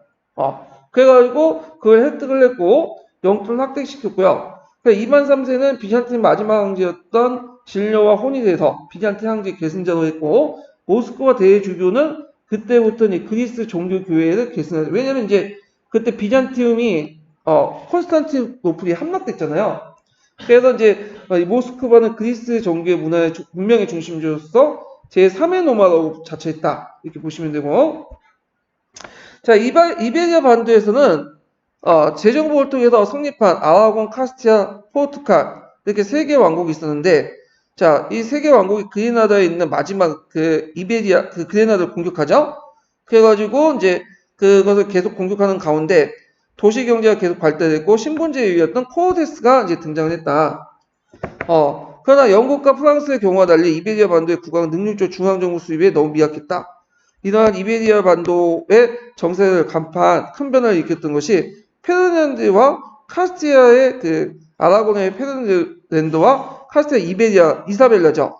여기에는 이제 지도를 보시면 여기 여러 왕국도 있었잖아요. 이스라엘도 있었고, 근데 여기 이제 피레네스 섬에 조그만 이제 여러 왕국도 있었는데, 요때 나바르 왕국이 있었고, 그 다음에 이제 뭐 아라곤 왕국, 원래 아라곤 왕국이 이제 합쳐질 때 바르셀로나 보이죠? 네. 바르셀로나가 여기 아라곤 왕국에 편입을 됐어. 원래 독립된 왕국이었는데, 그러다가 이제 점점 커지면서 이제 뭐냐면 아라곤 왕국과 그 다음에 여기 있었던 카스티아 왕국이 결합이 됐죠. 예. 그래서 이제 하나의 이제 스페인 지역으로 발전된 거고요. 그래서 여기 바르셀로나는 좀 약간 억울한 것도 있어요. 예전 독립적으로 살았다가 나중에 아라곤으로 편입됐거든요, 자기들이. 그리고 나서 결국에는 카스트 왕국과 전혀 쌍판인 카스트 왕국 결합되면서 하나의 스페인 지역이 됐던 거야. 그래서 이제 근데 이 바르셀로나 지역은 그 당시 이제 뭐냐면 약간 그 독자적인 어떤 그 언어도 사용되고 문화도 달라요, 좀 이게. 그러니까 최근에 뭐 독립한다고 난리치고 그러잖아요. 근데 막상 독립선언을 했는데 독립 안 하고 있죠. 자, 그래서 뭐 이렇게 해서 아까처럼 이제 아라곤과 카스티아가 이제 결혼 동맹을 하면서 이제 뭐냐면 통합된 에스파냐가 탄생됐고요. 그 에스파냐는 그 나중에 이제 그레나다가 있죠. 이 지역을 뭐냐면 공격을 해가지고 그 이 지역을 병합을 했죠. 그리고 포르투갈이 따로 독립을 내고 이제 독립왕국이 되고요. 그래서 두 나라가 이제 신앙과 신대역을 발견 앞장섰다. 그래서 이때부터 왕권이 강해지기 시작한 거야. 예. 여기는 뭐 앞에서는 이제 왕권이 강해지는 과정에서 좀, 뭐냐면 약했던 그 전의 상황을 좀 얘기했던 거고, 그리고 앞에서는 이런 걸 통해서 이제 통합되면서 또 이슬람 세력들 격퇴하면서 왕권이 강해졌다. 그리고 그런 강력한 왕권을 통해서 그 신앙과 신대역도 발견되는 어떤 정치 배경이 됐다. 여기 좀 같이 기억을 해두시면 될 것 같아요. 이걸 이제 무슨 운동이라고 하죠? 재정복 운동이라고 하죠? 네, 재정복 운동. 그래서 십자군이 11세기 때 일어날 때 동시에 재정복 운동이 같이 일어났어요. 네, 이런 게 같이 있었다. 기억을 해두시면 되고요. 그 다음에 이제 이게 왔다 갔다 해서 좀 그런데 이게 이렇게 하는데 먼저 이제 십자군 운동을 보고 그다음 교황권 쇠퇴에 관련된 내용을 보고요.